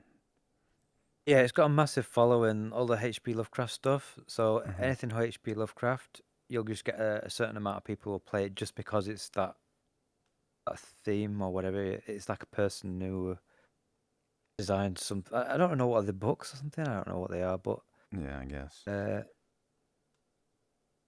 So like the graphics were pretty nice, but that's all it has going for it. All you can do is spin around 360 degrees and just look around while this guy talks, and he doesn't stop talking. it's a story. I mean, that's all it Yeah. is really. Uh, like visually, it's nice. And the other thing as well is like I think I was on this boat section, and because I've got this fear of this like ocean and stuff. I think I was just like, okay, I need to get out of it because it's the thing with HP Lovecraft as well is it's kind of spooky and there's like You're squids and shit. you're expecting a sea monster to come out of the water, I guess. Yeah. Yeah. I was like, something's gonna happen here, and I think I just Mm. took the headset off. I can't handle the I wish sea or something anything like happened. that. Nothing like that happened. Oh, we're watching it now. Maybe we should watch it. While Yeah, see what. Yeah, let's just it's the whole fast damn forward it. game. This video I think is the whole game. So yeah, There you go. It's here I got to this part and there's just like some squid squid and things, shit. but they Yeah, just sit there. I was expecting them to come out at me while I was on the boat. I think that's why I Hmm. took the headset off. So are you never going to play Subnautica again? I played a bit of it. I went back into it because they got that motion control update. Okay. Um, and I got to a point where one of those what they call them, the The big Reaper? ones. The Reaper? Yeah, Hmm. I got one of those chasing after me, and I got stuck in a cave and I Hmm. drowned because it was just wouldn't leave me alone. It wouldn't leave me.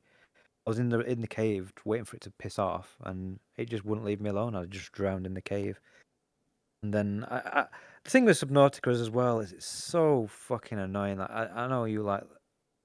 I just cannot stand these survival games where you just like Valheim was the same for me. Like you and Josh played it for ages, like just disappearing off and doing mining and collecting shit, and I just get so bored with it. And Subnautica's the same, but you've got to also come up for air all the fucking time.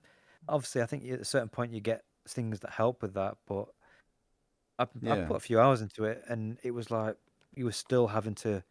I got like this sea glide thing which you can zip around on, which made things a little bit Hmm. better. But you're still having to kind of collect You resources, come back, manage your inventory, you need build the sea shit, moth. upgrade. You need the sea moth. Once you have that, you have air.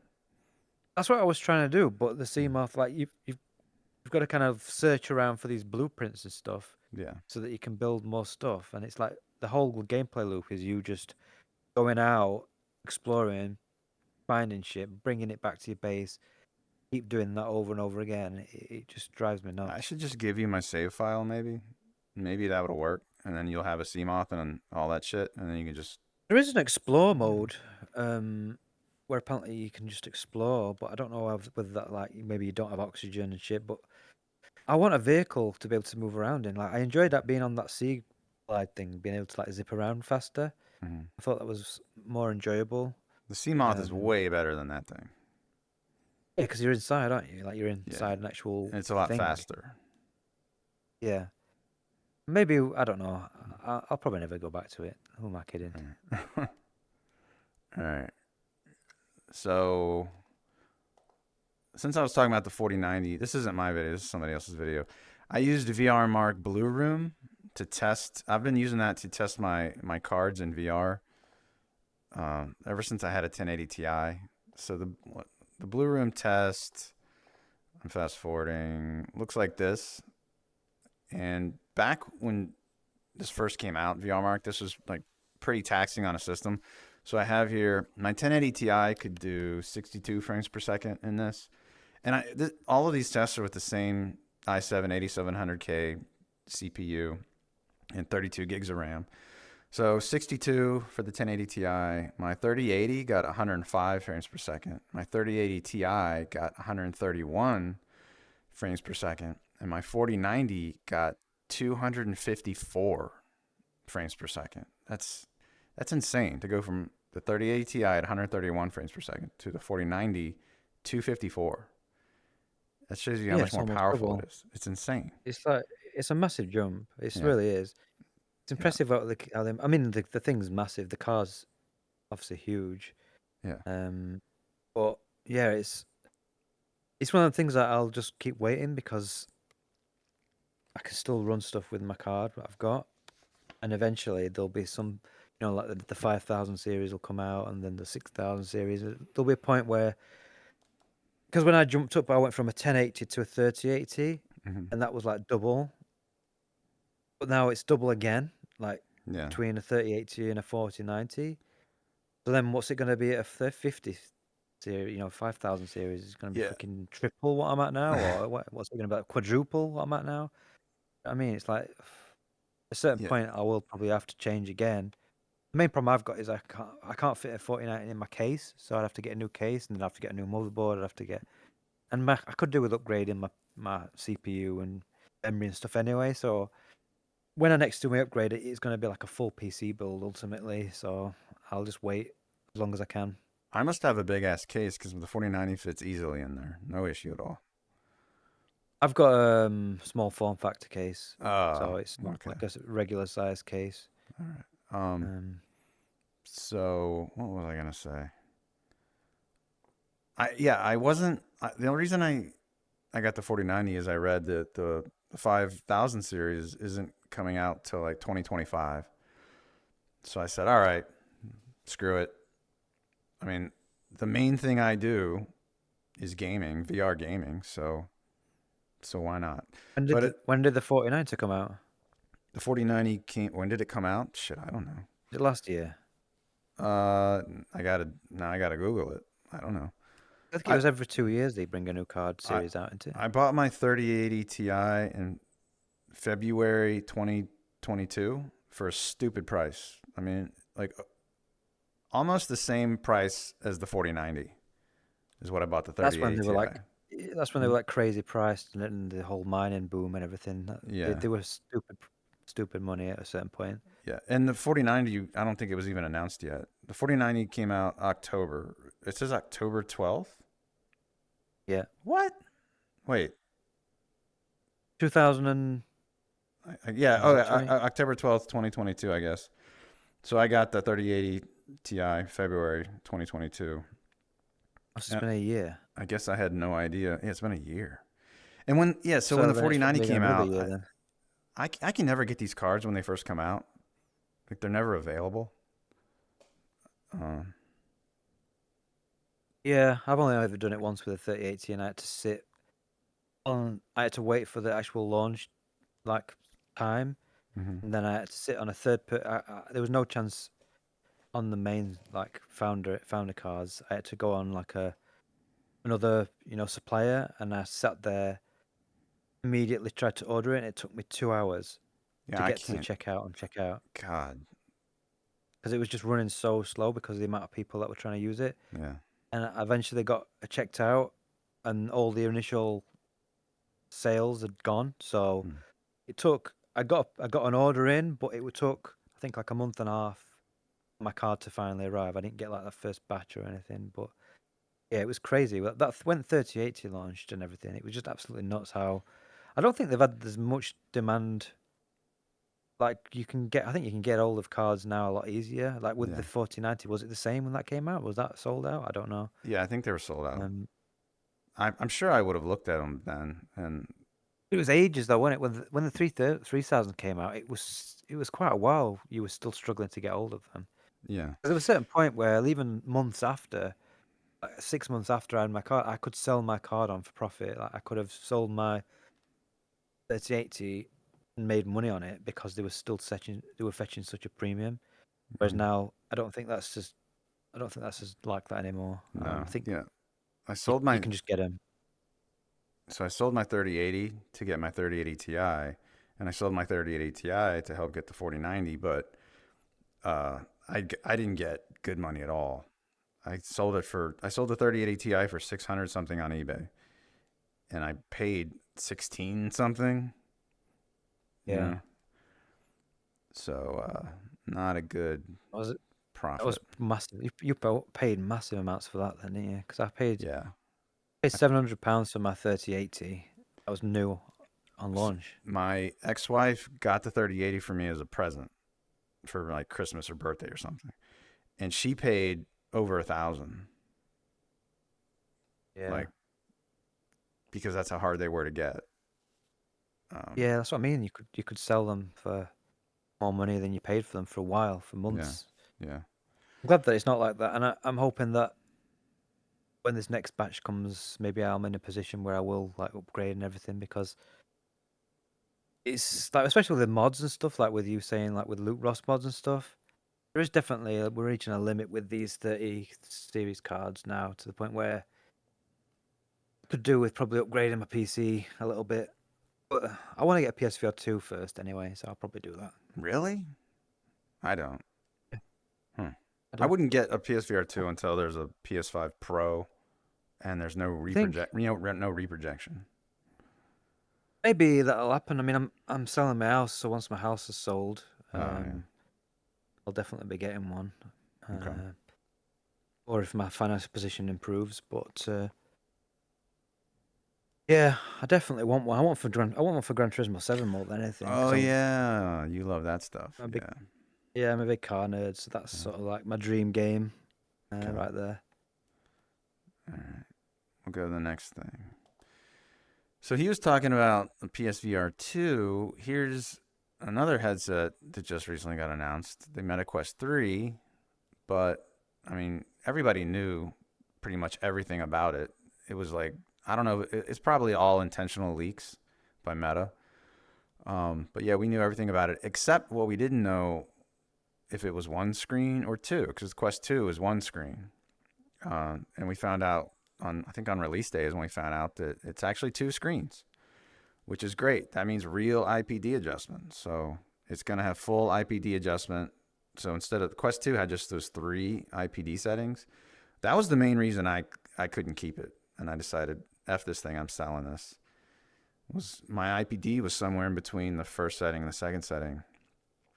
And so this will have screens that move with the lenses when you adjust the IPD. So people with wider IPDs will have more field of view. And it's going to be obviously, well, actually, the weight isn't lighter, but it's going to be supposedly better balanced because it's going to have pancake lenses. So everything's going to be closer to your face. So people that have tried it say it feels much better. Even with this jock strap, because it's a jock strap like on the Quest 2. But I've heard Yeah. some people say the strap isn't any better. It's like the same shitty strap. So it's Yeah, I mean, you 25. wouldn't use the strap. Yeah. I'm so okay. So what I ordered one, but just for my dad. I ordered the 128 gig for $500 for my dad because my dream is getting him in Walkabout and like stuff like that because he loves sports. So he would play Yeah. Walkabout. Maybe he would play Golf Plus. Maybe some sort of baseball game with me. Shane. That's the dream.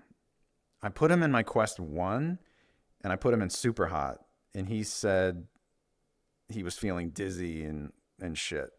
So I'm hoping that higher refresh rate, lighter feeling headset, maybe a game where you're not all shooting and punching and shit.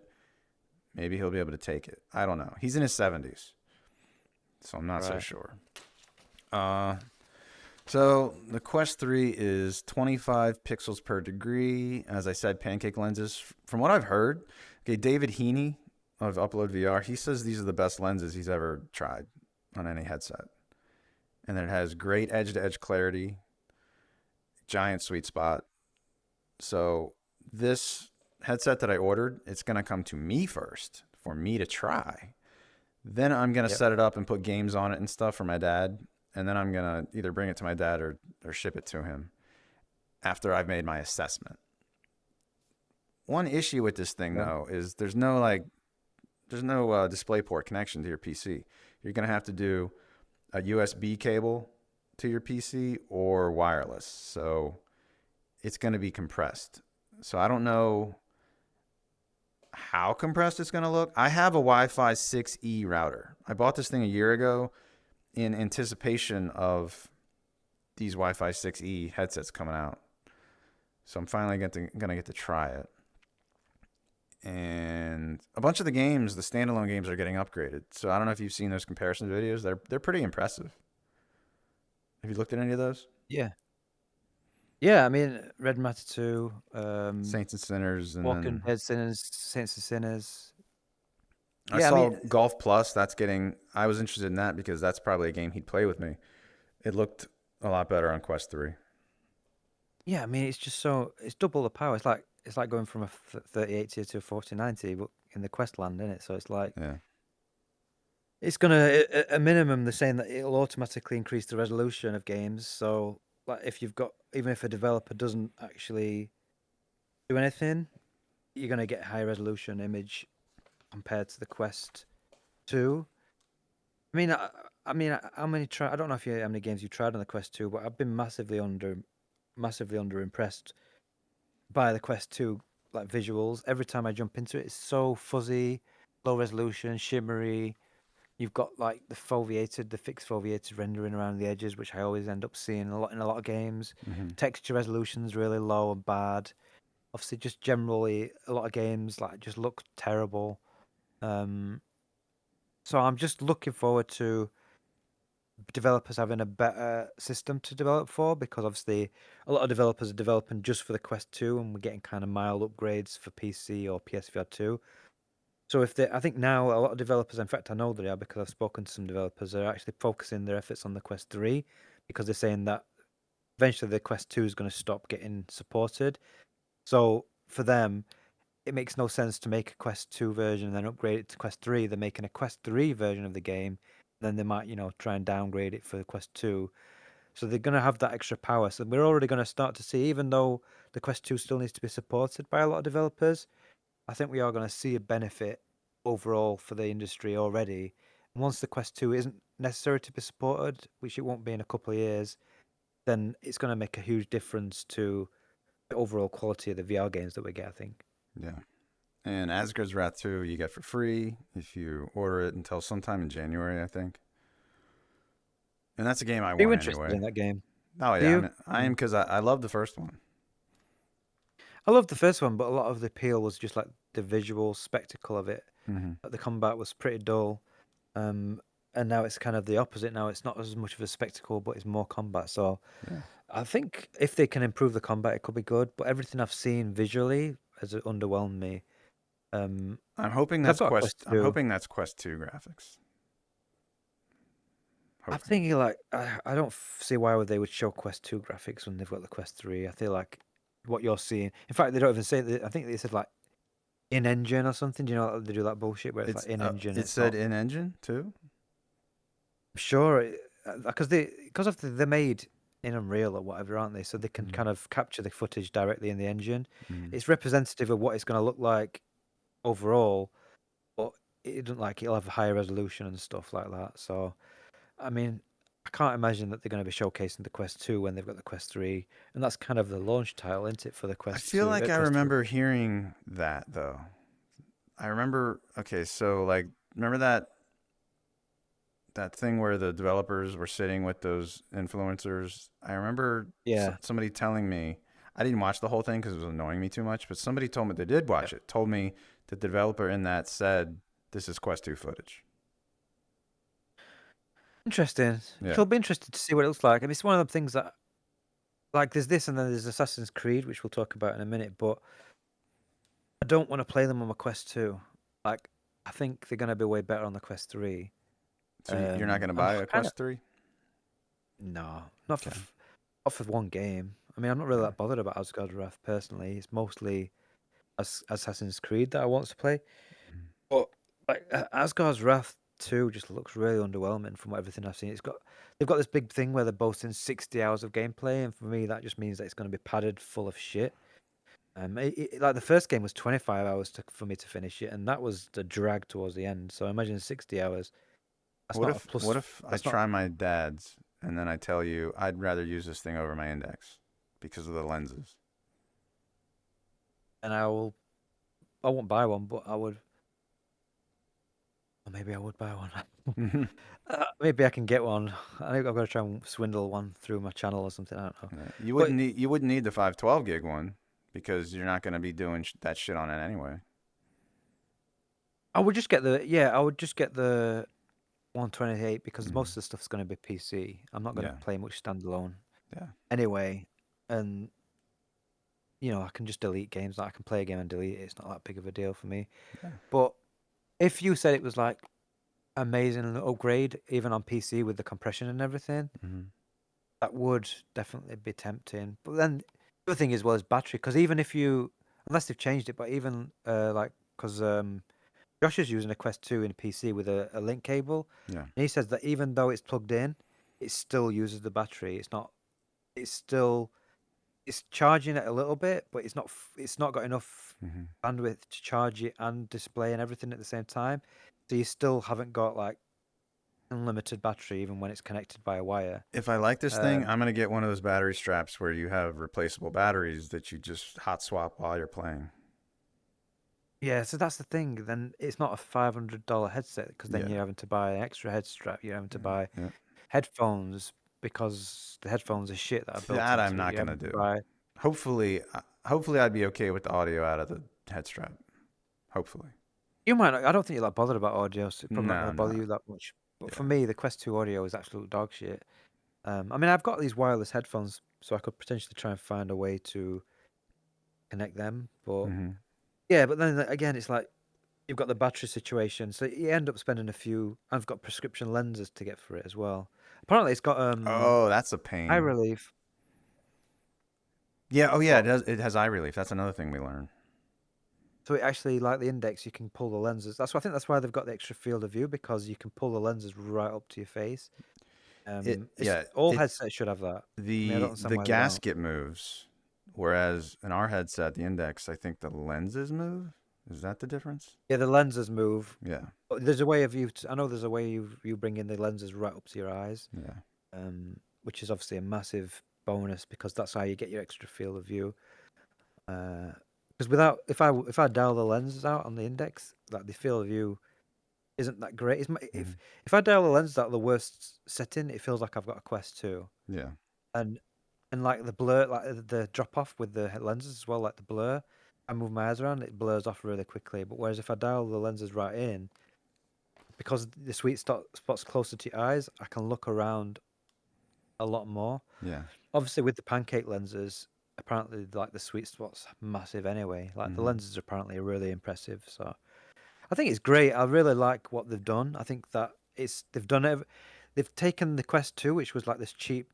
To me, I think some people will disagree, but I think the Quest 2 is a cheap shit headset that was built on a real tight budget, which is why you've not got like adjustable IPD and all that shit. Mm-hmm. Whereas the Quest 3 feels like it's like they've got all the shortcomings of the Quest 2, and then they've like improved every element of it, like comfort, the lenses, the eye relief, the fact that you've got a better field of view. There's It's just no like it just feels there's like no tracking ring on the controllers. yeah, that annoys me because sometimes Yeah, I can feel it with my thumb and stuff. So yeah, yeah. it's this is the like this is the headset that I think. I think it's weird because I think the Quest 2, in a lot of ways, people have already gone on, jumped on the Quest 2, tried it, and probably not bothered with it anymore, Mm-hmm. which could have already done enough damage to the point where they're probably not going to want to get the Quest 3. Yeah, Um, but the Quest 3 is definitely the headset that we need to get people to try and say, you know what, this is actually pretty good. yeah. If my We'll dad will see. use it, then that says a lot. So we'll see.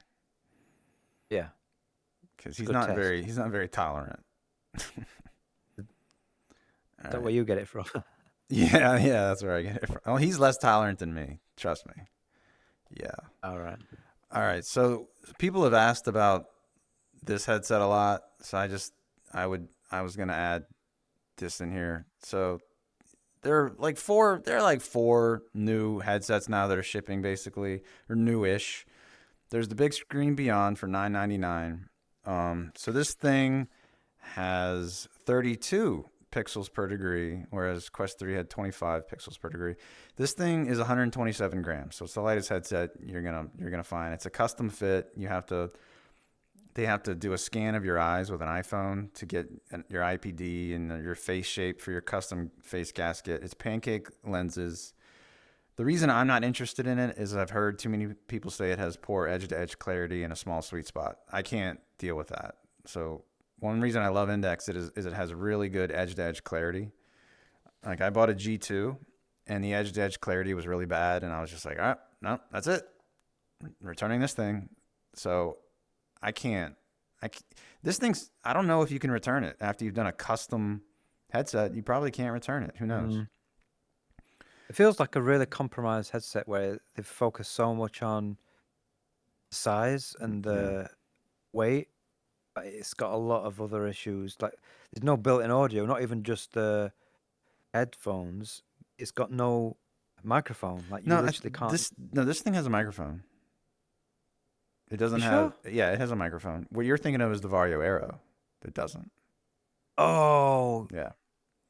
is it? Oh yeah. Yeah. This Oh has a yeah. I'm mic, but getting you have to confused. do an extra. They're going to sell a third, like not a third party. They're going to sell a first party strap for audio to your ears, or you can do headphones or earbuds or whatever. I'm sorry, but that should be included. I don't really understand this whole thing where Yeah. they send it's $1,000 Mm-hmm. for a fucking headset. That's just a headset. Yeah. Like, and you need controllers because it's a Steam VR headset, and you need base stations. And then they're on top of that, they're selling an extra thing for audio. It's like, no, this is a premium. If you're doing a premium headset, it needs to be premium quality across the entire board. You can't be having like, oh, it's premium on this part, but all the other parts are shit unless you buy extras to make it premium. No, Yeah. And then fuck there are off. people like Brad Lynch of Sadly It's Bradley. He's always wearing it in his videos and saying how much he likes it, and then he's using it instead of his Index. But like, I don't know if he's being sponsored. Who knows? I don't know. But I don't think so, but he's in VR chat all the time, so he doesn't play a lot of games. So I think for somebody like that spends tons of time in VR chat, maybe this is a good idea. depends on your priorities, doesn't it? Yeah. I just I think guess. for the price, I mean, it's not. I like the fact that it's so small and light. That's like a massive bonus. Mm-hmm. Like if it is genuinely really comfortable, and it's a, I mean, because after the Index is pretty heavy, it's got to be said. Even though it is still comfortable, more comfortable than the Quest, it is a heavy headset. And if you could have something on your face, which doesn't really feel like you've got anything on there, really, that Mm-hmm. would be obviously a massive plus. Like they haven't got a top strap or anything, so it's just clearly light enough where you don't even need a top strap. But It might come with a top strap. They just don't show it in the I don't picture. I don't think I've I've seen seen an them. ear to ear strap for this thing. Right. I'm not sure if it comes with it or not though. I don't know. Hmm. Yeah, I mean, I'm not getting one. You're not going to get No, one. I don't definitely know. not. I think it's going to be always going to be a niche thing that it's an upgrade for an Index really, or some sort of Steam VR headset. Because who in the right mind is going to go out and buy this, and then on top of that have to buy the controllers and the base stations? You're talking, like $1,700 or something crazy. Um, and then again, there's like $2,000 with the headphones and everything else in it, really, when you think about it. So Yeah. All right, so another one is the Varjo Aero. This used to be double the price. It's now $990. They slashed it. And this thing is very high res. What is this? This is 35 ppd with aspheric lenses, but it has no mic or audio built in. So that kills it for is me right there. I've also is this the one heard. that's got like the two screens, where it's got like one screen that's really high resolution, and then the others is I that think this one, or is I that think that's another Vario headset, but not this one. all right? This one is just one screen. Regular Maybe screen, it's the yeah. VR3 that's way more expensive that has the super high res screen in the center. Um, and this I've heard that this has a small field of view. So Gary tried one of these and he said, I think he said that, and I saw some other numbers of it where it had the smallest field of view of all the headsets that they were comparing. And I've also heard about distortion on the edges. I can't take distortion. I had a Pimax headset. That was one of the problems with Pimax for me. And what else? Well, this supposedly has great edge-to-edge clarity and big sweet spots. So it has that. But I can't deal with the other trade-offs. No mic, no audio, small field of view. I can't go forward and then take steps back at the same time on this index. Like, you got to really beat the index for me to switch. Mm. So even at 990, no, not interested. So then there's the I'd rather have Pimax. What were you gonna say? I'd rather have the Beyond than the Then the Varjo at the same Vario. price. Mm. Well, I wouldn't. Vario, whatever. Actually, I wouldn't, because that edge-to-edge clarity is so important to me. Like, you haven't tried a G2, but it's super sharp just in the very center, and then outside of that, it's blurry as hell. Like, Yeah, but it's like there's nothing else. I can't take that. Varjo's got nothing else going for itself other than the clarity, but it's like everything else is compromised. Where at least with the Beyond, it's got that lightness and it's got Mm-hmm. yeah. I mean, I'm not going to buy either, but I'm just saying out of the two, that's the one I'd What probably I would do go with for. this is I would add some so like on my PSVR 1, I added some Mantis clip-on headphone things. And then I would add Yeah. on some external third-party mic if I bought this thing. I would yeah, you'd have to do that. It's I just don't know. crazy that you have to spend that amount of money and then still have to bolt a load of shit to it. Yeah, I And it's know. just like you can understand if you're buying a Quest because it's a cheap headset. Yeah. So like you see all these Frankenstein things where they've got extra straps and wires coming down with freaking headphones connected and all that sort of stuff. Yeah. But when you're spending $1,000 just for a headset, then having to spend more money and time on it, modifying it to make it actual do everything you want it to is just crazy to me. Yeah. So then there's the other option is the Pimax Crystal, which I would never buy, but it's $15.99. And Gary likes his. He's done a bunch of videos of it, but I don't know how heavy it is, but everyone says it's big and It looks heavy. massive. Yeah, It looks it's massive, huge. aspheric lenses, 35 ppd, the same ppd as the Varjo Aero, but $15.99, and it's inside out tracking, which I think I've heard isn't very good. But you can add a Steam VR faceplate, and then I guess you could use Yeah. index controllers with it, I guess. But it's not an option to me. No. No, not at all. Can't trust Pimax as well because they just constantly bring new headsets out every freaking Yeah. 6 months, and I don't trust the customer support if Yeah. you had problems or anything like that. So It says at I the would never bottom buy one. left, 15-day returns. That sounds about right. They wouldn't let me return my 5K Plus after about that long. It was Yeah. really tough getting the support to even to talk to me. All right, so that's it for the Yeah. headsets. Yep. Okay, so upcoming games. The Burst is a game we learned about recently, and this has a free demo coming out on the 9th. What's the 9th? Is that like tomorrow or something? I don't even know what today is. Monday, I Oh, think. Monday. All right. It's the 7th today, so Yeah, so a free demo on Steam. I played it, but I can't talk about it. So Oh, you played it. Oh, all right. yeah, I'm under NDA, but yeah, I've played it. It's something to look forward to. Okay. Then Zona Origin. There's another game called Zona Project. This is a I trailer thought it was the same game. they're not. I was wondering, I was curious too. I haven't played Zona Project. Zona Origin is like more open world, whereas Zona Right. Project was linear. And this trailer came from Steam, so it's like a really low res trailer. I couldn't find one on like YouTube, but even this low res, it looks pretty good to me. Like it looks pretty realistic. This forest. Hmm. It looks pretty nice actually.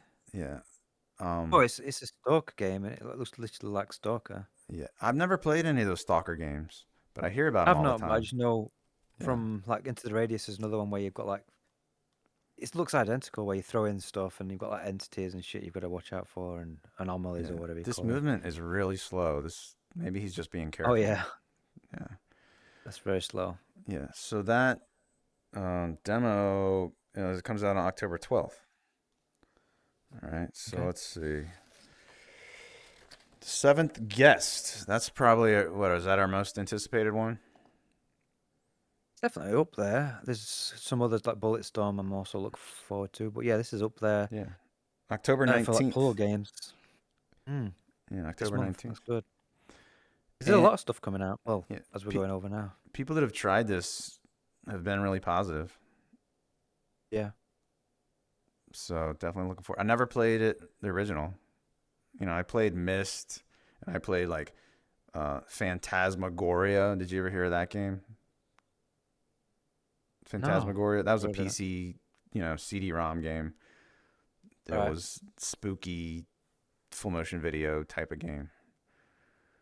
Yeah. Um, so let's see the next game, the Wizards Dark Times Brotherhood. This is a free update to the Wizards Dark Times. I played all the way Right. through that game. It was pretty good. It's not bad. Oh, yeah, you played it too then. What's Okay. what's the update then? The update adds 3-player co-op, and Oh, yeah, 3-player co-op, and the then main game. to well, I'm not sure if it's just the same. It doesn't. I don't think it's just the same game. Maybe it is. They. I don't know. Can you go to the Steam page and look? I have too much shit going on my screen. All right, you move on to the next one and I'll look it Yeah. up. Yeah.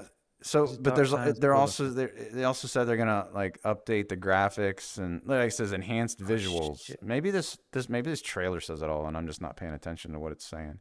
Enhanced visuals.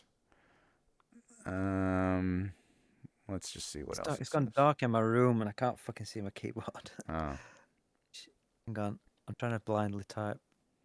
Need to find the D key. Here we are. unite with fellow wizards. Yeah, yeah, yeah. So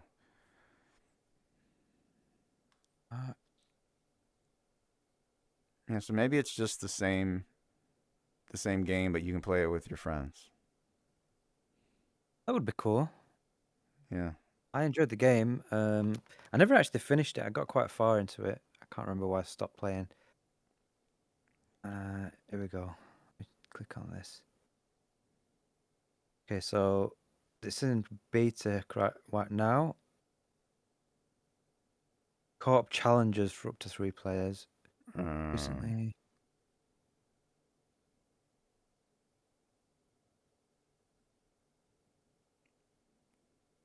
Yeah, I think it's a separate thing maybe. I hate that you have to try and figure all this stuff out and they don't tell you. Full functioning gameplay loop consisting of 3 maps. Right, okay, so it's not the uh, main game. It's uh, some sort of roguelite probably or something like that where you can play co-op.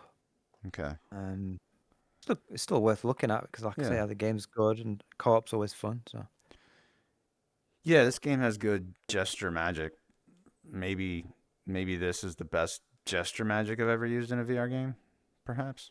yeah, I would say so. Yeah. All right. So then Vertigo 2, we talked about this last time. This comes out on PSVR 2 on October 24th. Game, And yeah. Oh, and Zach did an interview with Mr. VR Voice recently. If you want to, it's a pretty long interview. right? So, Ghostbusters Rise of the Ghost Lord. This comes Oh, out, shit. yeah, October 26th on PSVR 2 and Quest. I'm not going to get No, this. no PC. No PC. It's multiplayer only as far as I know. So I'm not interested in that. Well, I Uh, was listening to Mike talk about it, and he said that it's so repetitive. It's like you're just blasting ghosts constantly. They've not they've not done enough with like the formula, the Ghostbusters formula. Like they could have done like proton packs where you've got to kind of work together and all this sort of stuff. And it sounds like you're just blasting zombies with your freaking whatever you call your gun in Proton Ghostbusters. Pack. Is that the Oh, Proton Pack's the proton? backpack. What's the beam called? I don't I know. don't know. All right. Apparently, someone was saying that when they were playing the demo and the boss fight, apparently just went on for ages to the point where they were just bored. Mm-hmm. So it sounds like they've not really got that balance right of you know giving them a nice flow and pacing. It sounds like it's just the same shit over and over, Yeah. but co-op. Um, yes, I'm not really that bothered that it's not coming to PC. Let's put it that way. Yeah. All right. Next game, Journey to Foundation. Another PSVR 2 and Quest only game. This comes Mm. out October 26th. Same day as Rise of the Ghost Lord. Based on a book, I think, and there's a TV series as well, but I don't really know anything about it. But it looks good. Yeah. This is one I would be interested in if it was coming to PC. Um, but yeah, it's probably going to be one I'll have to wait for PSVR 2 to play. Yeah.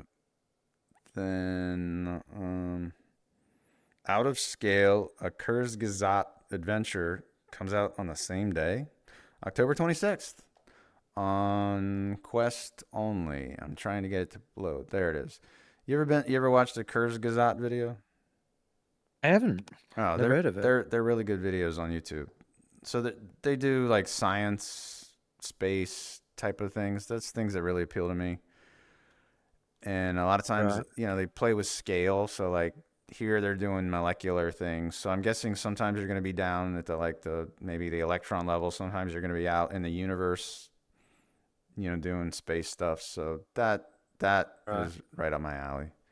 Yeah, like they're messing with organelles in the cell. So that'll probably be cool. So if I have a Yeah, it looks like quest by a then, I'll cool. get it.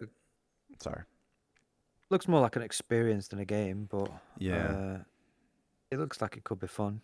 Yeah. Something you could put someone in who's new to VR and show them, Yeah. maybe. So then the Devourer Hunted Souls. When does this come out? Oh, another October 26th game. There's a bunch of stuff coming out October 26th. Is this some sort of This is a Halloween hard. thing? Like, Yeah, it seems like it's like Devour. It's called the Devourer. Yeah, it's a co-op oh, horror game. maybe it's a sequel or something. Then I don't know. I don't know if it's by the same people. Yeah, it looks like another like Phasmophobia style type thing where you're with your friends trying to not die. Maybe Yeah, looks more action packed actually. Like shit's chasing you and stuff. yeah. Is it VR and non VR with this one? Or is it just VR? I think it's both. Mm. I saw it on Steam. Like I was looking for like new releases coming up. Yeah. So that's all I really know about that. Then Rampage Agents. This also comes out on October 26th. I'm sure some of these Wow. will get delayed, so they won't actually come out on the day they say. This is Battle Royale, but you also can play with teammates. It's some sort of multiplayer shooter. It looks good. There's a free demo actually available right now that I haven't tried. I don't know how a demo works when it's multiplayer. Like you have to have friends, or maybe it has Yeah, bots. Maybe it has bots. I don't know. probably has bots.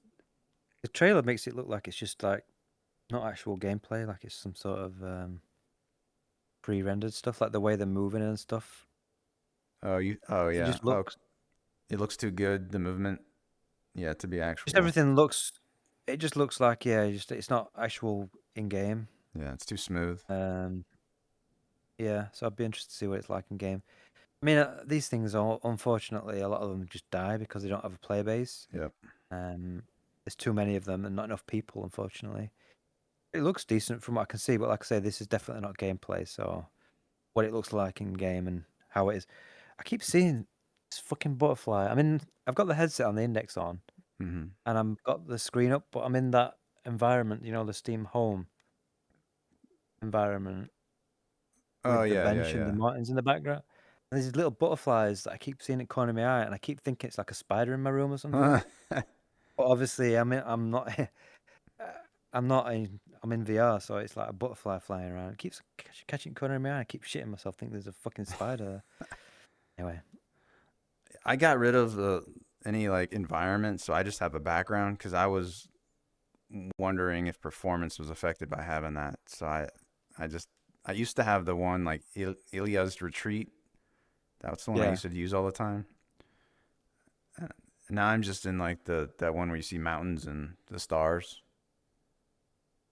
Yeah, it don't affect performance because when the game launches, this closes down, so it don't make a difference. But I don't really use it for anything. I just jump into a game anyway, so Yeah. it don't really matter to me. All right. So then the Foglands comes out on October 31st for PSVR 2 and Quest. It's on Steam and it just says coming soon. I think it's just going to come later to Steam. Yeah, it's gonna be a flat and VR game as well. Hmm. It's something they've announced, so it's not just VR. But from what I've seen, the gameplay looks actually pretty good. It's a roguelite though, so that's obviously me. Hmm. Me, I don't like roguelites, but Yeah. if you do, you might enjoy it. I don't know much about it. Is it an FPS or something? Yeah, it's just a shooter, Okay. but it's got a really cool art style. Like, yeah, I don't know. It just look pretty high production.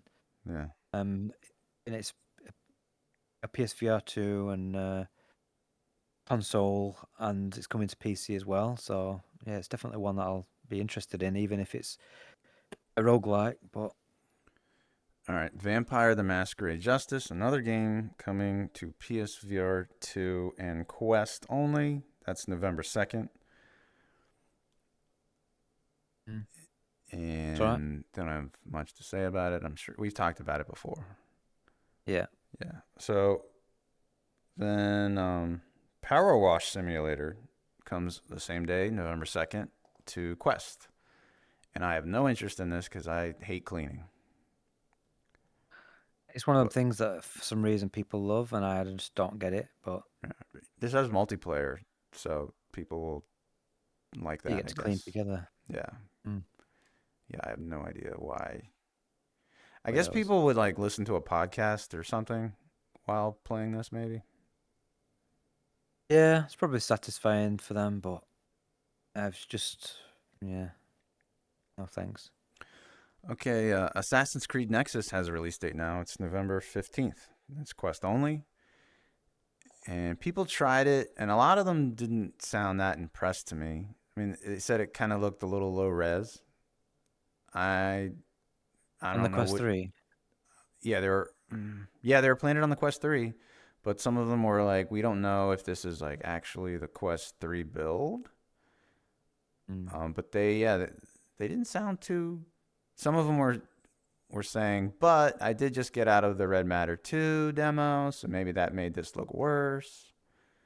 Shit like that. But yeah, they didn't sound too impressed by it. Yeah, it's one of them things that I don't know.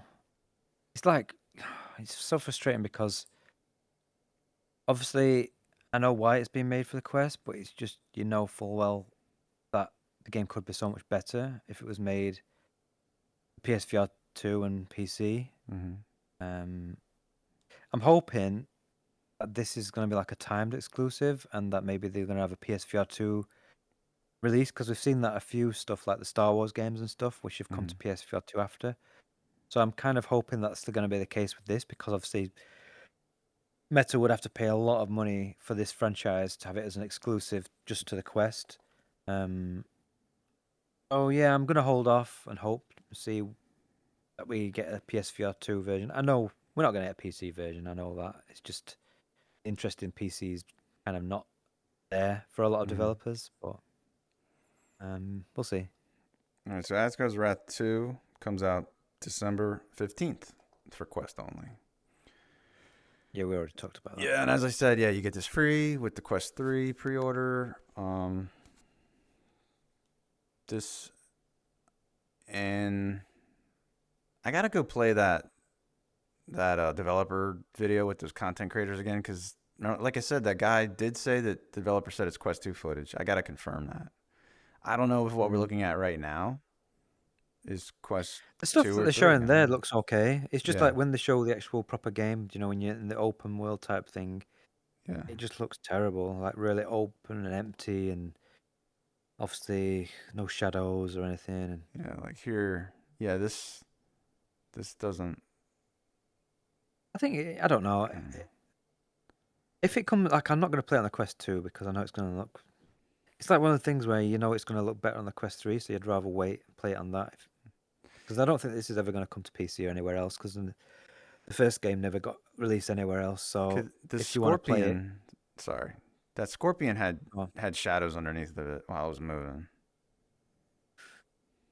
the thing is, you're going to get to play it and you'll get to say whether it's good or not because I trust your opinion. So if Yeah. you say it's good, then it'll make me more interested in it for sure. I think the sand needs more detail. Like the sand is really bland looking, and that's a big part of it. Yeah, it's a texture problem, isn't it? But Yeah. we'll Yeah. wait until you get your hands on it and see what you think. Okay. Um. So another game they announced for the Quest 3 is this Lego Brick Tales. It's an MR game. So this is, I think, their only like big MR announcement. They also talked about this game Bam. That's going to be a release game, MR game for Quest, but that might not be very good. So this comes out sometime in December. One thing David Heaney said about the Quest 3 MR is that there's no like dynamic tracking of your hands. Illusion. Yeah, there's no occlusion. Yeah, so like images will appear on top of your arms instead of behind them where they should actually be. So I don't know how weird that would look.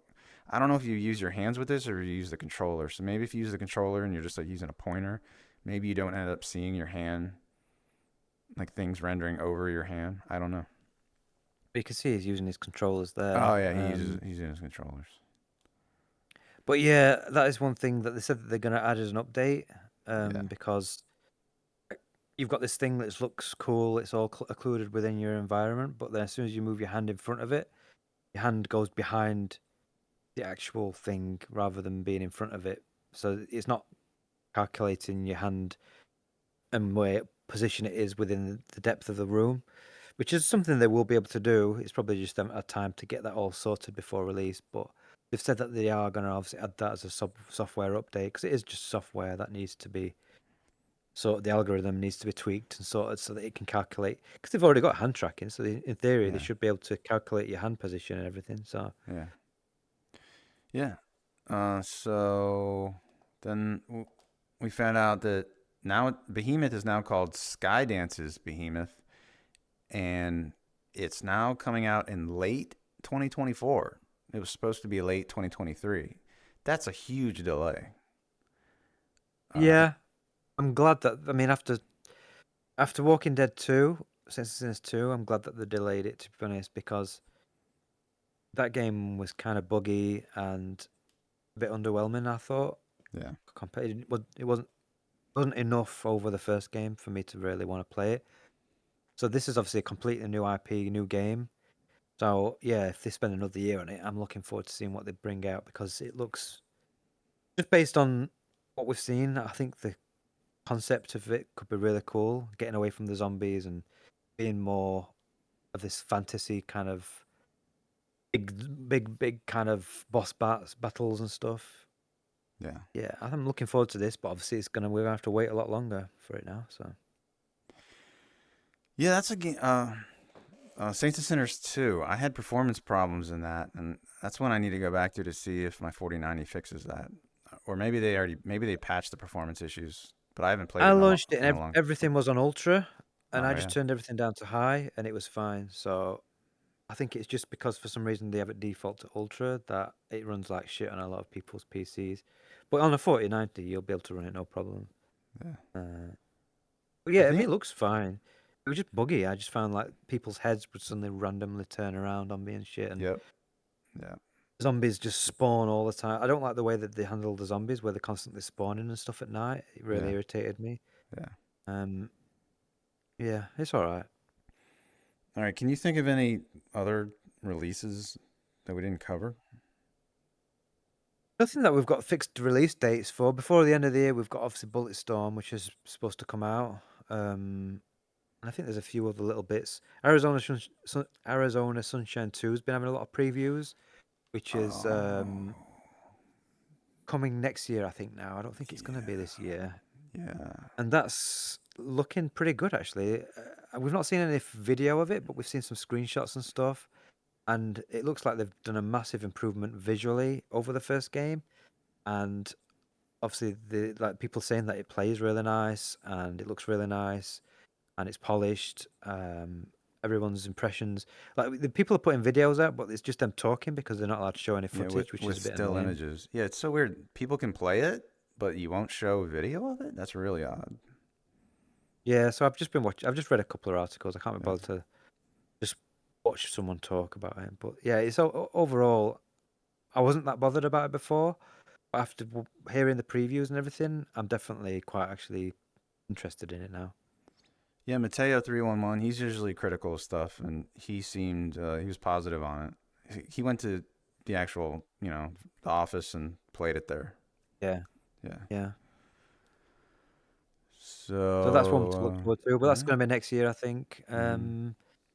I don't think what else there was. I think that's all the main ones. We've got quite a few coming out though, so it's going to be a good, busy end of year Mm-hmm. period. Lots of games to play. Yeah.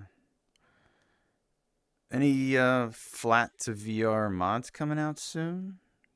Maybe there are some that you Hmm. can't mention, but you know of some tantalizing ones coming.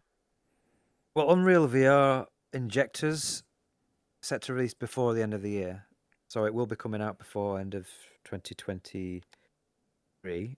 There is a big, huge mod for a good. I can't say anything. I don't want to obviously say what the game is because I can't say. But its release is pretty soon. It's not going to take within the next week or so.